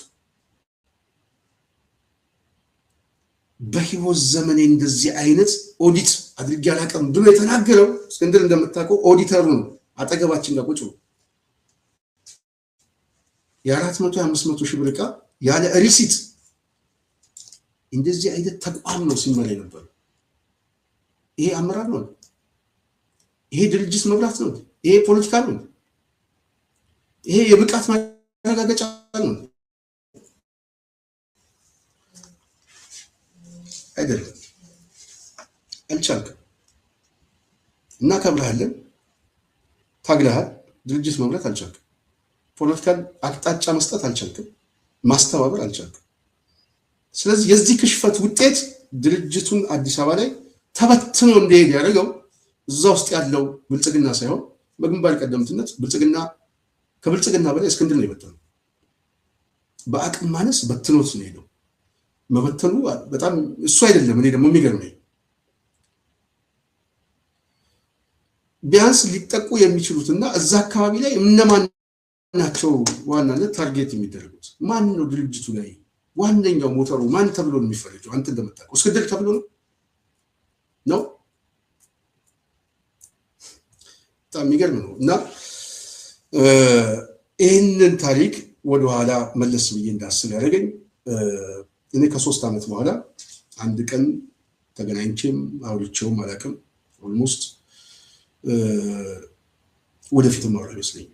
ወደፊትም አላወራም ስላችሁ የእግዚአብሔር ሰላምታ ምናምን ችግር የለብኝም። እሱ አይደለም። ፖለቲካሊ ግን አላወራም። የፖለቲካ ትግል ላይ አልተባበርም። የፖለቲካ ትግል ላይ በአቅም ደረጃ ብዙ ያየሁት ነገር ስላለ ማለት ነው። ይህንን ሳይ አሁን ከአቅም የማነስ የመጣ የኃይል አሰላለፍ እዛም ከገባ በኋላ የተፈጠረበት ችግሮች የሚያሳምመው ነገር እንዳለ ይገባኛል። እኔ እዛ ላይ አንድ ቀን ድንጋይ ወርውሬም አላውቅም፣ አላደርገውም። እሱ የተፈጠረበት የራሱ የሆነ መልክ ቢያንስ የአሰላለፍ ልዩነት ተፈጠረ። ኦኬ። የድርጅት ውህደት ተፈጠረ። ኦኬ። አሁን ሌላ የታሪክ ብያኔ ደግሞ ተፈጠረ። ድርጅት፣ ውህደት፣ ትብብር እያደገ እንጂ እያነሰ አልመጣም። እያነሰ የመጣ ፋኖ የለም። እያደገ መጥቷል። እድገቱ ይታያል። በዚህ እድገት ውስጥ እስክንድር ችግሮች ቢኖሩ እንኳን ችግሮቹን ልትፈታ የምችልበት በድርጅት ጥላ ውስጥ ሆነ ነው እንጂ ግላዊ አመለካከት ፈጽሞ ሊኖር አይገባም። እድልም አንሰጥህም። በድርጅት ውስጥ ደግሞ የአንጃነት ስሜት የማለማመድ እንቅስቃሴ መረጃ አለኝ። አንድ ማስረጃ ቢኖረኝ መረጃዎች አሉኝ። በግልጽ ነው የምናገረው። ልምምዶች አሉ። ይሄ ተገቢ አይደለም። በቃ ተገቢ አይደለም። አንደኛ በትጥቅ ትግል ላይ እንደዚህ አይነት አመለካከት ለራስም ሪስክ አለው። መሳሪያ ይዟል፣ የታጠቀ ኃይል ነው። ስሜት ውስጥ ሲገባ ምን ሊፈጠር ይችላል? ሪስክ ያለውን ሁኔታ ውስጥ መግባት ለራስም ጥሩ አይደለም። ብልጽግና ደግሞ እየቀሰቀሰብህ ነው። ኦህዴድ እየቀሰቀሰብህ ነው። ስም እየሰጠህ ነው። ኦኬ አፋድ ውስጥ በነበርክበት የባልደራሱን የነበሩት ከፊት ያመጣቸው አመራሮች የመጨረሻ ውጤቱ የት ነው የገቡት? የት ነው የተገኙት? ኦህዴድ ካቢኔ ውስጥ እኮ ገቡ። አዲስ አበባን እንጠቅልል ሲሉ ይገባቸዋል ብሎ እኮ ፊርማ አስቀምጦ እኮ የወጣ ካቢኔ ያመጣው። አዲስ አበባ መምጣቱ ብቻ እኮ አይደለም። አዲስ አበባ መጥቶ የአዲስ አበባ ጉዳይ ይመለከተኛል የምትለውን የአዲስ አበባ ጉዳይ በቃለ ጉባኤ ፈርሞ ምናምን የሰጠ ካቢኔ ነበር ያደራጀው ማለት ነው። ትግል ነው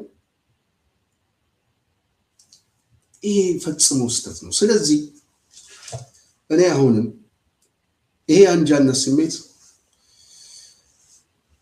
በዋናነት እስክንድር ምልክቶች የታዩብህ አፋብህን ሲመሰረት ፋውል ሰርተሃል። ፋውሉ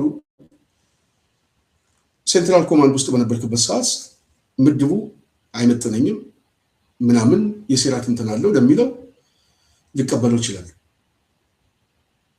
መሸነፍ ግን ምንም ችግር የለም። ተሸንፈህ ማሸነፍ ማለት ይሄ ችክ ማለቱ ለአንተ አይጠቅምም። እኔ በአንተ ቦታ ብሆን በጣም የብልጠት ብዙ የፖለቲካ ሲናሪዮ ይሰራል። መሸነፍ በራሱ ማለት ችክ ብሎ ከመቀመጥ እናንተ ተሰባሰቡ ግድ የለም እኔን አታስገቡ ምናምን የሚል መግደልደል በራሱ ስቦ እኮ እንዲያስገባ ያደርጋል። ተገደ ማለት ነው። በዛ ደረጃ አሰባሳቢ ማንነት ውስጥ መግባት ሲገባ ወደ አንደኛ የመሆን ፍላጎቱ በራሱ ያመጣው ጣጣ ነው። የምታስታውሰው ነው። ባህር ዳር ስንሄድ ዘመነንም ስናገኘው ማስረሻም ባለበት ምንድን ነው ያላቸው? የኛ ሚና ማሰባሰብ ነው ያላቸው። በቃ ማሰባሰብ ነው ሚናችን ካለ በማሰባሰብ ሚና ላይ መጫወት አንድ ጉዳይ ነው።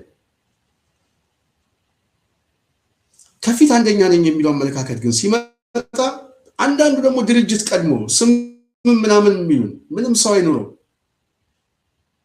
ስም ብቻ ቢያስቀምጥም ድርጅት የሚል ቅርጾችን ከያዘ የድርጅት ኢንተረስት አለ፣ ኢጎ ይፈጠራል፣ አስተላለፍ ያዛባል። እሱ በአጠቃላይ ለትግሉ ጥሩ አይደለም። የሚፈጥረው መጓተት አለ። ይህንን ሁሉ መገምገም እንዴት አይቻልም ብዬ ሳስብ ከግል የሚመጣ ባህሪ ነው፣ ከድክመት የሚመጣ ባህሪ። ስለዚህ ጥሩ በጋዜጠኝነት ውስጥ ያሳለፍክበት ሂደትና ፖለቲካሊ ገብተህ የድርጅት አመራር ላይ በጣም ሁለቱ መሰረታዊ ስህተት። ፖለቲካ ልታነብ ትችላለህ፣ ድርጅት መስራት ግን አችልም። የፖለቲካ ንባብ ኢንቴሌክቹዋል መሆንና የድርጅት ሰው መሆን በጣም የሚለያይ ጉዳይ ነው። መዋቅር መስራት ፈጽሞ የተለያየ ነው። ለዚህ ነው ችግር ውስጥ የገባው። ንባብ አለ፣ ትንተና አለ። ትንተናው ግን ወደ መዋቅር ለመቀየር የሚያስችል የድርጅት ቁመና ፖለቲካሊ የሴራ ትንተና ሁሉ ይጠይቅ። ለዛን የተሸወድከው መጀመሪያ ባልደራስ ላይ መዝገቡ ላይ ያሉት ሰዎችን ስምና ሁለተኛ ዲግሪ ምናምን የሚል እየደወሉ ብሔራዊ ምክር ቤት ምናምን የምድብ ኮታ ውስጥ እንዲገቡ የተደረገበት ሂደት ብልጽግና በቀላሉ ተቋሙ እንዲያፈርሰው እድል ፈጥሮ፣ ይሄ የድክመት ውጤት ነው። ተመሳሳይ ጫካ ላይም አፋድ በተለይ እነ ማስረሻ ምናምን የሰበሰበበት ስብስብ ውጤቱ አንተንም ነው የጣለው። ስለዚህ ዲደብሊው ላይ መጨረሻ ላይ በስኬት ደረጃ ካየነው አልተሳካልህም የሚለው ፖለቲካሊ የግለሰብ የህይወት ታሪክ እኔ በወርቅ የሚጻፍ ነው ብዬ አስባለሁ። የግለሰብ ጥረት በኢትዮጵያ ፖለቲካ ላይ የፖለቲካ ትግሉ ላይ ገብተህ የመሪነት ድርሻ በተጫወትክበት ሰዓት ግን አልተሳካም። ኦኬ፣ ካልተሳካ ያልተሳካበት ምክንያት ማን ነው? ችግሩስ የት ነው ካልን ግን ችግሩ የመጀመሪያው ራስህ ነህ ብዬ አስባለሁ። ጥሩ ወዳጅህን ሁሉ የምታውቅበት የፖለቲካ አሰላለፍ ውስጥ አይደለም ያለው። ጠላትና ወዳጅን መለየት የምችልበት ሁኔታ የለም ያለው። የድርጅት መዋቅር እንዴት እንደሚሰራ ያለህ ንባብ በጣም ጎዶሎ ነው። መርህ ትስታል። የመርህ ትግል ካንተ አላየው። መርህ ሲጣስ ነው። እኔ መርህ ሲጣስ እስክንድር በባህሪው ማን ነው ለሚለው በጣም በጣም በጣም በጣም የገረበኝ እሱ ላይ በጣም ይሄንን ያረጋገጥኩት ደግሞ በጣም የሚቀርባችሁ በተለይ ጉባኤ አድርገን 2011 ላይ የፓርቲ ጉባኤ ላይ የጉባኤው ተሳታፊዎች የብሔራዊ ምክር ቤት ተመራጮች ሲነበብ እኔ ወደ 46ኛ አካባቢ ላይ ስሜ ሲጠራ ሰው ተንጫጫ። ምናምን ማለት የሚታወቀው እኔና እሱ እንግዲህ ድርጅት ውስጥ ማለት ነው እና እኔ 46ኛው የጉባኤ ተሳታፊ አድርጎ ከፊት ግን የማያውቁትን ሰዎች አድርጓል ማለት ነው እና ሰዎች መጥተው ጠየቁኝ፣ እንዴት እንደዚህ ሊሆን ይችላል? እኛ እኮ ድምፅ የሰጠነው ለአንተ ነው፣ እኛ የምናውቀው አንተን ነው፣ ሁለታችሁን ነው፣ እንዴት ምናምን አሉ። በጣም ብዙ ሰው እንደዛ ላይ ስልክ እየደወለ የሚጠይቀኝ በጣም በንጋታው የሚያጽፈት ቤት እኮ የሚያጽፈት ቤት ነበር ያለው። ሄጄ በንጋታው የቃለ ጉባኤውንና አጋጣሚ ደግሞ ወረቀቱ በሙሉ እዛው ተቀምጧል አለ ዛሬ ድረስ እኔ አስቀምጬዋለሁ ዝም ብዬ ለታሪክም ብዬ ነገቷት እና ወረቀቱን ሳየው የተመረጡት ኮሚቴዎቹ ምናምን የተፈራረሙበትን ቃለ ጉባኤ ምናምን ሳየው በሙሉ ወረቀቱ እንዳለ ድምፅ የሰጡት ለኔ። በውጤት ደረጃ ውጤቱን ሳየው ቃለ ጉባኤው ላይ 6ኛ ነው። 46ኛ ላይ ለምን ተነበበ ብዬ ስጠይቅ የታሪክ ጥያቄ ነው የምጠይቀው ዛሬ። እውነት እስክንድር የመለስክልኝ መልስ በእውነት የነበረኝ ለአንተ ግምት የወረደበት ቀን እኔ በታሪክ ፊት ነው የምናገረው። በጣም በጣም በጣም ያዘንኩበት ቀን። ብትፈልግ መተው ትችላለህ ያልክ ልናገረው መቼም በዚህ ደረጃ መርህ ቢጣስም ግን መከራ አሳልፈናል። ከዛም በኋላ ቀጥለን በየእስር ቤቱም በምን በዚህ ድርጅት ደግሞ ቀላል ዋጋ አልከፈልኩም። ቢያንስ ከአንተም የተሻለ በጣም አደገኛ ዋጋ የከፈልኩት እንዴ ዋጋ ከተባለ 4 ዓመት ይሄ ድርጅት አሳስሮኛል። ከአንተ ጋር በመሆኔ ድርጅት ውስጥ በነበርንበት ሚና ማለት ነው። ለምን እንዳሳደዱም አንተ ታውቃለህ። ውጤቱ የመጨረሻው ግን እኔን አልጠቀመኝም። ውጤቱ ስደት ነው የሰጠኝ። ለአንተ ውጤቱ ደግሞ መጨረሻ ላይ እጅ ላይ ያለውን ወርቅ ሁሉ በማጣት እጅ ላይ ያሉትን አስተላልፎችን በሙሉ ሁሉ በማጣት ቢያንስ ብቻን የምትቀርበት አስተላልፍ ውስጥ እንድትገባ አድርጓል። ማን ነው ጥፋተኛ? እኛ ወይንስ አንተ? ቤተሰብ፣ ልጆች ምናምን የምትከፍለው ሪስክ ሁሉ በጣም በጣም ነው የማዝነው። በጣም እኔ በጣም አንዳንድ ጊዜ እሱን ሳስብ ያሳዝነኛል። ለማንኛውም ይህንን ታሪክ መናገር የምፈልገው አንዳንድ ጊዜ ሰው ዝም ብሎ ይዞት መቀመጥና ዛሬ ወድቋል ምናምን እኔ ደግሞ ድንጋይ ልጨምርበት የሚል አስተሳሰብ በፍጹም እኔ ጋር እንደዚህ ነው። እኔም ማነሳው አሁንም ተጨማሪ አደጋ ውስጥ እየገባ ነው እና የመጨረሻው ምንም ነው የሚይዘው ምንምን በቃ ትግሉ ከከበደ እስክንድር ከከበደ ትግሉ እውነቴን ነው የምናገር እንደው በልጅ የምንይዘው ከከበደ ትግሉ መቀጠል የሚያስችል ሁኔታ ውስጥ ከሌለ መልቀቂያ ያስገብተ ተራ አባልነቱን ትተኸው ወይም ቢያንስ በሌላ መስመር መሸጋገር የሚቻልበትና ቤተሰብ ጋር የሚኬድበት እድል ካለ እሱን የሚፈልግበት እድል መፈለግ አንድ። ሁለተኛ ያሉትን ቁስሎችን ደግሞ አለዝበው በቃ በሆደ ሰፊነት አለዝበው ራሱ አፋብንም ተነጋግሮበት የሆነ ፖዚሽንም ተቀበልና እዛው ታገል የሐሳብ ትግል አድርገው የኢጎ ትግል ሳይሆን መሸነፍና ማሸነፍ ሳይሆን ወንድማማችነት ያለው ትግል አድርገውና በተሰጠ ቦታ ላይ ምንም እኮ አይደለም የምትታገልለት የአማራ ህዝብ ከሆነ አባል ሆነ እየታገልኩ ነው ብላ ቢያንስ ሴንትራል ኮማንድ ላይ ሆነ የትኛውም ቦታ ላይ በሐሳብ ይታገል ችግር የለውም። ይሄንን ሚዲያ ላይ የምታነሳውን ሐሳብ ራሱ አይሆንም ብለህ እዛው መሞገት ይችል ነበር። እኔ አምናለሁ፣ በድርጅት አምናለሁ፣ በሐሳብ ነው ማለት። እሱን ትተህ አልፈልግም ብለህ ተራ አባል ሆናለሁ ብለህ ወጥተህ ሚዲያ ላይ ስትናገር መርህ እየጣስክ ነው። የድርጅት መሪዎችን ስትጥስ ደግሞ አንተን የሚያይ ሰው ሌላ ሰው ይወጣል። እሱ ደግሞ ምን ታመጣላችሁ ነው? አንጃነት ነው፣ ድርጅት ማፍረስ፣ አጠቃላይ የመስዋዕትነቱን ትግል ማፍረስ። ይሄ ኮንፍሊክት ደግሞ ለአንተ ለህይወትህም አስቸጋሪ ነው እና ይሄ ሁሉ ሊታሰብ ይገባል። ትግል ነው የተያዝነው፣ ብዙ ዋጋ ከፍለናል፣ እድሜያችን ሁሉ ፈሽተንበታል። የማንም ቀጥረኞች አይደለም፣ ልንሆንም አንችልም። ቀጥረኛ ከሆንኛ የህዝብ ጥያቄ ላይ ህዝቡን ይቀጥላል፣ የጭቁን ነው እሱ መልስ እስኪያገኝ ድረስ እንታገላለን ብለን አንተም በተመሳሳይ። ስለዚህ እያንዳንዳችን የምንታገለው ነፃ ለመውጣት ነው እንጂ ሹመት ልንሰጥ አይደለም። ግለሰብ ላነግስ ነው ትግል ውስጥ አልገባው። በዛ ደረጃ የሚያስብ ሰው ካለ እሱ መንገዱን ቻል ያርግለት።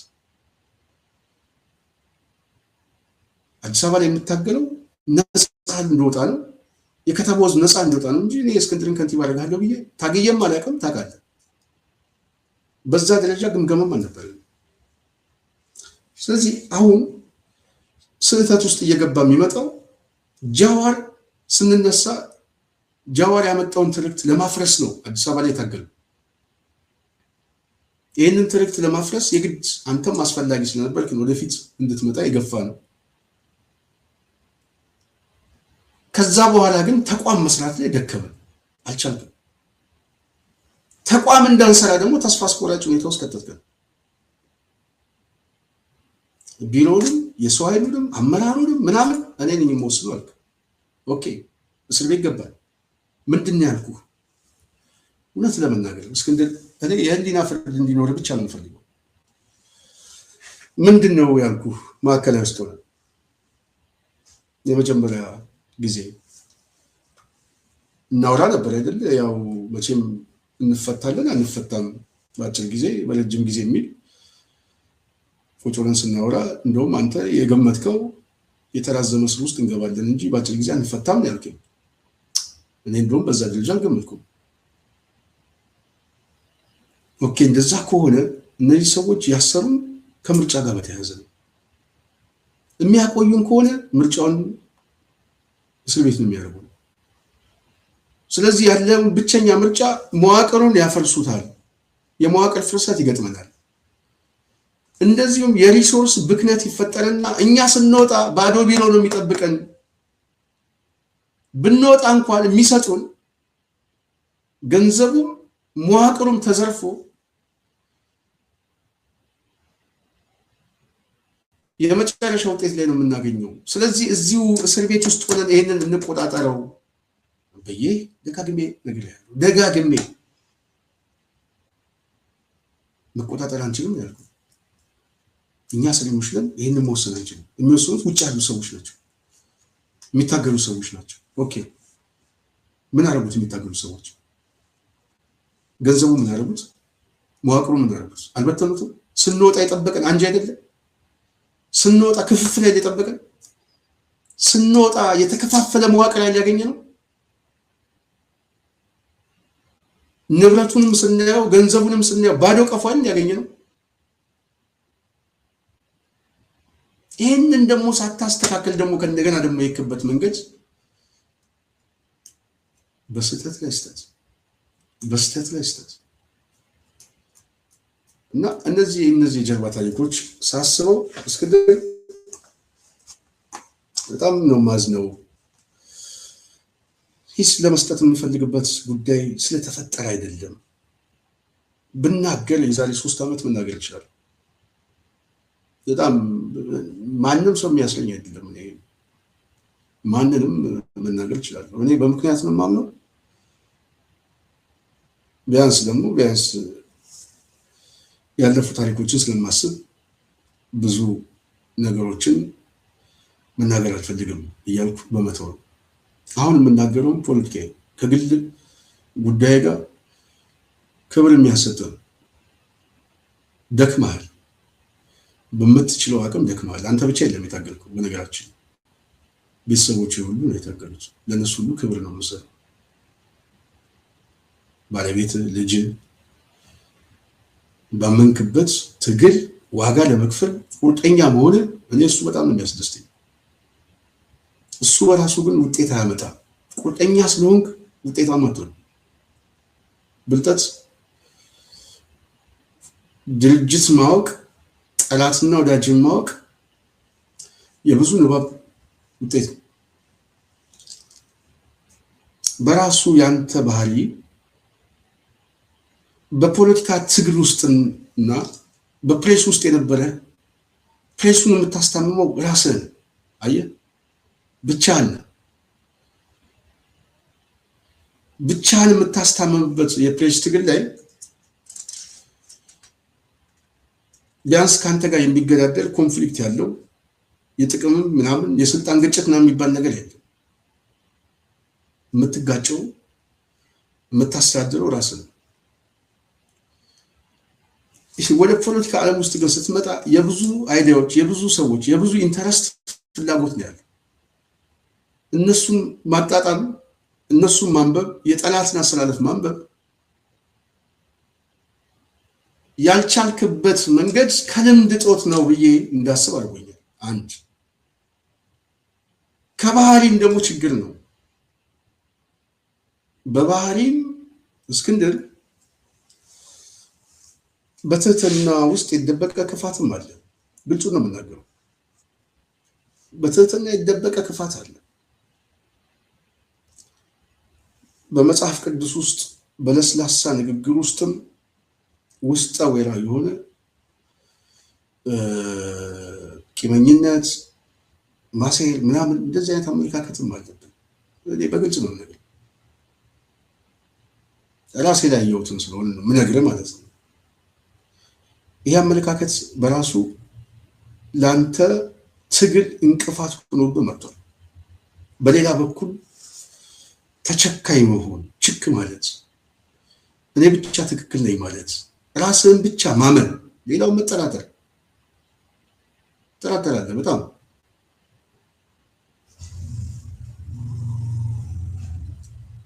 ሌላው ራሱ ለትግሉ ታማኝ አይደለም ብለህ ማሰብ፣ መገመት፣ ሰውን የመገመት ጉዳይ። እንደዚህ አይነት መታበዮችም አይችባሉ። እኔ በጣም የምገመግም ሰው ነኝ። እውነቴን ነው የምነግርህ። የሳይኮሎጂ ሙያተኞች የሚናገሩት በተለይ ብቸኝነት ውስጥ ያሉ ሰዎች የሚያስቀምጧቸው 5 የተለያዩ ሁኔታዎች አሉ። አንዱ ሰውን የማንበብ አቅማቸው። እኔ በእርግጥ በጣም በእርግጠኝነት ነው የምናገረው። በጣም በዚህ ሰውን አነባለሁ። በጣም ነው የማነበው እና እስክንድር ጋር ያለኝ ንባብ በጣም የማዝነው የማደንቀውን ሰው በጣም ብዙ እንትን የሰጠሁት ሰው እስክንድር እንደዚህ ነበር እንዴ ብዬ ከራሴ ጋር እንድነጋገር የሆነብኝ ጊዜ መፈጠሩ በጣም ያሳዝነኛል። እና አሁንም እኔ እንደ ወንድምነት የምመክር በተለይ መሬት ላይ ያሉ ሰዎች፣ በትግሉ ያሉ ሰዎች ያው በአማራ ትግል ውስጥ ብዙ ያደረ ኢጎ፣ የድርጅት ፍላጎት ምናምን የራሱ ኢንተረስት ያለበት የቆየ ግጭት አለ። ይሄ አይነት ጉዳዮች አሉ። ግን የአማራ ትግልን መሬት ላይ ያለውን ትግልን በደንብ አላነበብኩም ብዬ አስባለሁ። አሰላለፉ ምንድን ነው? ፍላጎቱ ምንድን ነው? ከአንተ ፍላጎት ጋር እና መሬት ላይ ካለው ፍላጎት ጋር ምናምን። እኔ ከዚህ በፊት አንድ ጽሁፍ አዘጋጅቼ ያቆምኩት የተውኩት 2015 አስታውሳለሁ። ግንባሩ ሲሰየም በቃ ተውኩት። ያው የውስጥ ችግር ምናምን ሰው ቅናት ነው ምናምን የሚል ነገር ሲመጣ ይመጣል ብዬ ስላሰብኩት እንጂ እኔ መልቀቂያ ምናምን አስገብቼ እዛን ሰዓት መልቀቂያውንና እሱንም አያይዤ ላውጣው ነበር። ፈተናዎች እነዚህ ናቸው ብዬ ላውጣው ነበር። ያ ፈተና ዛሬ መጥቶ ያ ፈተና መምጣት ብቻ ሳይሆን ፈተናው የፈጠረብህ ቁጭት ደግሞ ወደ እልህ ውስጥ እየገባ ነው። ወደ ራስህንም አጠቃላይ ትግሉንም መንፈሱንም የሚረብሽ ነገር ሌሎችንም ማስተባበሩ ድርጅቱ ባይወያይበትም ቢወያይበትም ይህን ጥያቄ መጠየቅ ያለባቸው ሚዲያ ላይ ነው። ሚዲያ ላይ አንተ አንደኛ ታዋቂ ሰው ነህ፣ መሪ ነህ። ሚዲያ ላይ መስጠትም አንደኛ አትችልም፣ ሁለተኛ ፈጽሞ አይታሰብም። ፈጽሞ ተራ ባል እንኳን መስጠት አይችልም። ቃል አቀባዩ አለ፣ እዛ ሴንትራል ኮማንዶች አሉ፣ እነሱን ደውሎ መጠየቅ ይችላል። በአንተ በኩል ሊመጣ የተፈለገው ግን አጃ ለመፍጠር እንደዛ ነው የሚያስገምተው። ካልሆነ ደግሞ እስክንድር በቃ ወደ ብልጽግና እጅ ሊሰጥ ነው እንደዛ ነው የሚያስብለው። ምክንያቱም እንዴት ከጀዋር ጋር የሀሳብ መገናኘት ዛሬ ይመጣል? ጀዋር እኮ ጽምዶን እየተቃወመ ነው። እኛ ጀዋርን ተቃውመን ይህንን ትቤት እናስተነፍሳለን ብለን ድርጅት የመሰረትን ሰዎች ዛሬ ከሱ ጋር በሀሳብ የምናበብበት ምክንያቱ ምንድን ነው? ትብብር ምናምን ጀዋር የሚቃወሙ የራሱ ትብብር ስላለው የራሱ ጥቅም አለ። እስክንድር የምትቃወምበት ግን መርሆች ምንድን ናቸው ስንል የዶግማ አስተሳሰብ ነው፣ ተቸካይ አመለካከት ነው፣ ተነጣይ አመለካከት ነው የሚል አመለካከት እንኳን እሱ አለ እሱ አልጠራም ብለህ የምታምን ከሆነ እሱ ብዙ ሰው ሊያምን ይችላል። እሱን የምትታገልበትን እድል ደግሞ አልፈልግም ብለህ ለቀህ ወጣ።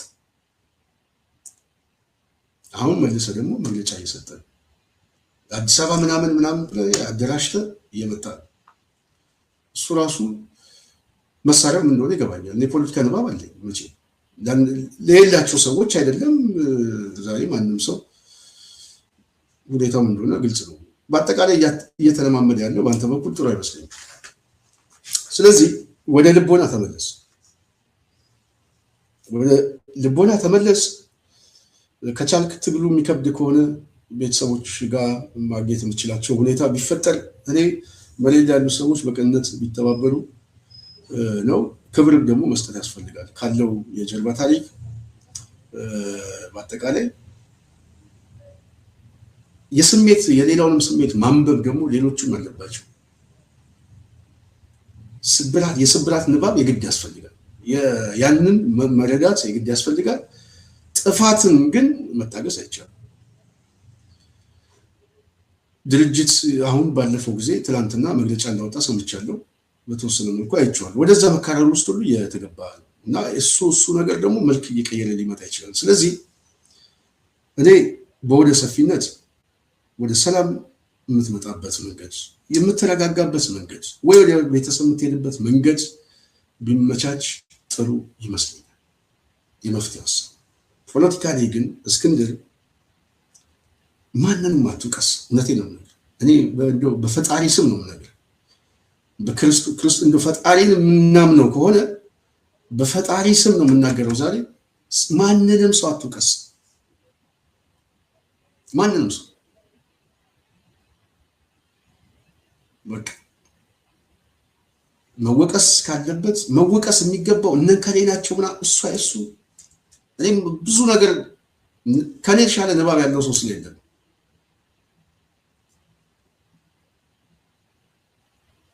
ኃላፊነቱ ራስ ሊተቀበል ይገባል። ለሁሉ ነገር ነው የምናገረው። ለሁሉ ነገር ከመነሻው ጀምሮ ዛሬ እስካለበት ድረስ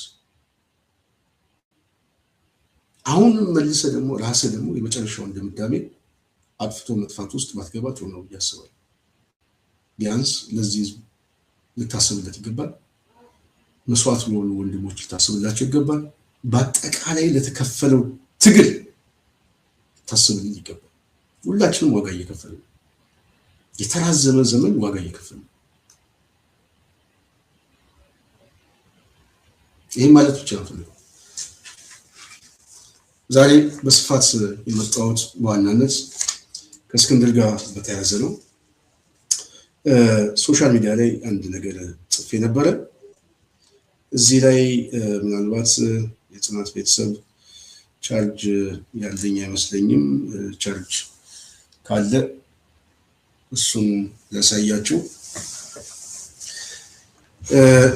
ምንድነው በዋናነት የሶሻል ሚዲያ ላይ በእስክንድር ጉዳይ አማካኝነት ትንሽ ሀሳቦችን ጽፌ ነበር። እነዚህ ሀሳቦች እሱ ከሰጠው ጋር በተለይ ተሳክቶልሃል ወይ ብሎ የጠየቀው ጥያቄው በራሱ ባያነሳው ጥሩ ነበረ። ወቅቱ ነው ብዬ አላስብም። ግን ጥያቄው ስኬት የሚለካው በግለሰብ ደረጃ ከሆነ በግለሰብ ደረጃ ቅድም ብያቸዋለሁ አልተሳካለትም ብዬ ነው የማምነው። እንደ አማራ ትግል ካየነው ግን ተሳክቶለታል። እንደ አማራ ካየነው ተሳክቶለታል የምላችሁ ምንድነው የድርጅት ጉዳይ ይሄ የተፈጠረው ሁኔታ ሳይሆን ዋነኛ ሲምቦል የትግል ችቦ ከለኮሱት ውስጥ ሆነዋል። የታሪክ ብያኔ ሲሰጥ ቢያንስ የአማራ ትግል ዛሬ ያለበት ቁመና እንዴት ደረሰ ሲባል እዛ የታሪክ ሂደት ውስጥ ገብቷል። እሱን ስናየው በሱ ደረጃ ስኬት ነው። ቢያንስ አማራው በፍጥነት በአጭር ጊዜ ኦህዴድን በሚያናግረው ቋንቋ እያናገረው እዝ የሚል ስም እንዲሰየም አስችሏል። ካስቻሉ ልሂቃን ውስጥ አንዱ ነው። ምንም ጥያቄ የለም። እሱ ማንም ሰው ሊፍቅበት አይችልም። በግል ያለው ሁኔታ ነው እኔም ማስበው እስካሁንም ሀሳብ መሰጣችሁ ማለት ነው። እዚህ ላይ በስኬት ደረጃ በተለይ ተጠያቂው ማን ነው እስክንድር ብዬ ትንሽ ሀሳብ ጽፌያለሁ፣ ላንብብላችሁ። ተጠያቂው ማን ነው እስክንድር? አርበኛ እስክንድር ነጋ በወፍ በረር በዲደብሊው ቃለ ምልልሱን በጨረፍታ ሰማሁት። በትግሉ ተሳካለት እስክንድር የሚል ጥያቄ ነው። በኢትዮጵያ ፖለቲካ እንደ ግለሰብ በሚዲያ በተቋም መሪነት በትግሉ ያበረከተው አስተዋጽኦና የከፈለው መስዋዕትነት ክብር እሰጣለሁ። ከ3 ዓመት በኋላ ትንሽ ልበል። በመጀመሪያ እስክንድር ቀደም ባለ ጊዜ ከማውቀው በላይ በባልደራስና እስር ቤት ጠንቅቄ እንዳውቀው ሲያደርገኝ ምናልባትም በግል ስላሉ ከባለቤቱ በኋላ ሁለተኛ ሰው እሱን በማወቅ እሆናለሁ ብዬ አምናለሁ። እስክንድር በዓላማ ጠንካራ ሰው ቢሆንም ዓላማ ብቻ ለግብ አያደርስም። የብዙ ድምር ውጤት ግምገማ ስለሆነ በዚህ ካየነው እስክንድር ደካማ ጎኖቹ የበዙ ናቸው። እስክንድር በነፃው ፕሬስ ውስጥ በጋዜጠኝነት የነበረው ሚና ትልቅ ስኬትና ዓለም አቀፍ እውቅና ያገኘበት ቢሆንም ኦህዴድ ወደ ስልጣን በመጣበት ጊዜ በአዲስ አበባ ከተማ በነበረው ሰላማዊ ትግል እንቅስቃሴ የፓርቲው ህልውና የከተማው ነዋሪ ማታጊያ ጥልቅ ግምገማ አለመኖሩ በዋናነት ለቦታ ለውጥ እድል እንዳገኝ ሳያማክር ጥሎ መሄዱ የድክመቱ መጀመሪያ ነው። በመጨረሻ ወደ ትጥቅ ትግል ከገባም በኋላ እስክንድር ከነፃው ፕሬስ ጀምሮ የነበረው ሚና ሶስቱም ፈጽሞ የተለያዩ እንደሆኑ ለማንም ግልጽ ናቸው። እስክንድር በሁሉም ስኬታማ ሊሆን አልቻለም። ለሁሉም ሆኖ አልተሰጠም ማለት ነው። ሰው መሆን በማይችለው ቦታ እሆናለሁ ካለ ብዙ ነገር እንደሚያበላሽ ራሱ እስክንድር ጥሩ ማሳያ ይመስለኛል።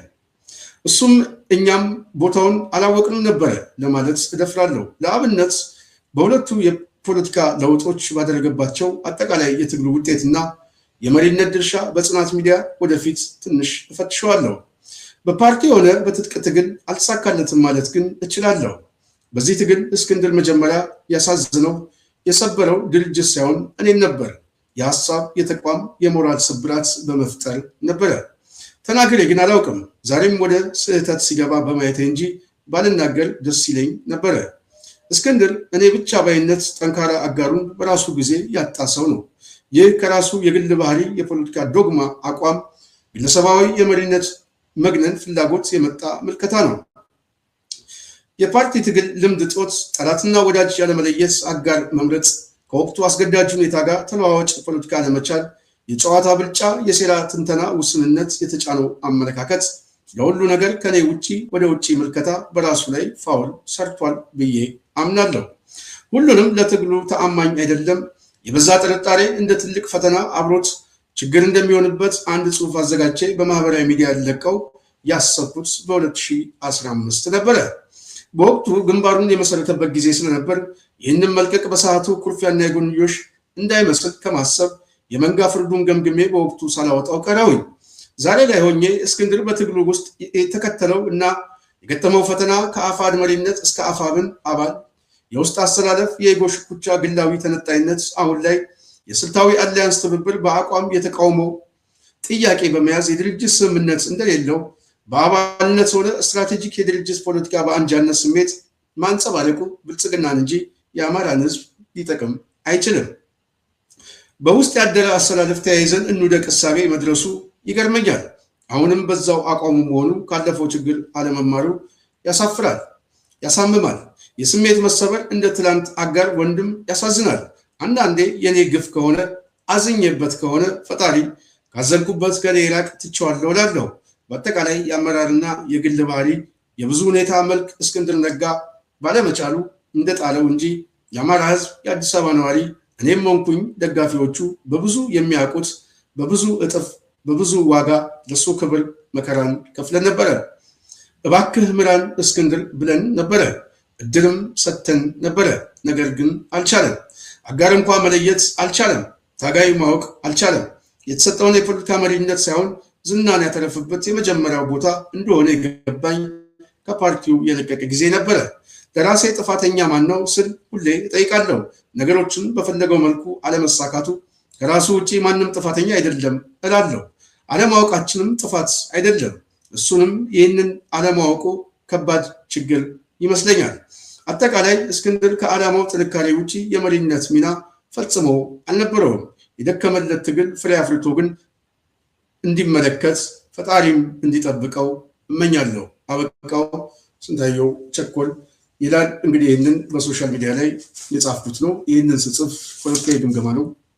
የግል ጥላቻ፣ ኢጎ ወይም ያደረ ጉዳይ እኔ ጋር እንደዛ አይሰራም። በነገራችን ላይ እንደዛ አይሰራም። በጣም ወንድማችን ነው፣ የትግል አጋራችን ነው።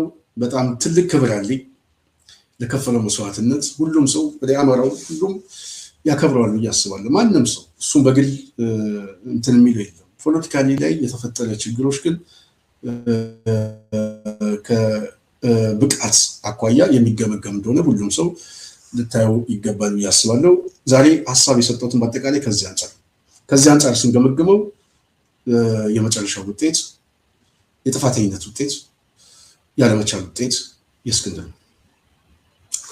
ይህን ለማለት ነው። የጽናት ሚዲያ ቤተሰብ ዛሬ የነበረኝ ፕሮግራም ይህን ይመስላል። በጣም ሰፊ ፕሮግራም ነው የሰራሁት። ዛሬ በአይነቱ ልዩ የሆነ ፕሮግራም የሰራሁት። እዚህ ፕሮግራም ላይ ሀሳብ አስተያየት የሰጣችሁ ሁሉ ከልብ እናመሰግናለን። የተቻለ አቅም እንግዲህ ፈጣሪ የዚህ ህዝብ ትግል መጨረሻ እንዲያሳምርለት መልካም እድል እንዲገጥመው ደግሞ ሁሌ እንመኛለን። የዛሬን በዚህ አበቃለሁ። በሚቀጥለው እስክንገናኝ እኔ ከዚህ ልሰናበት።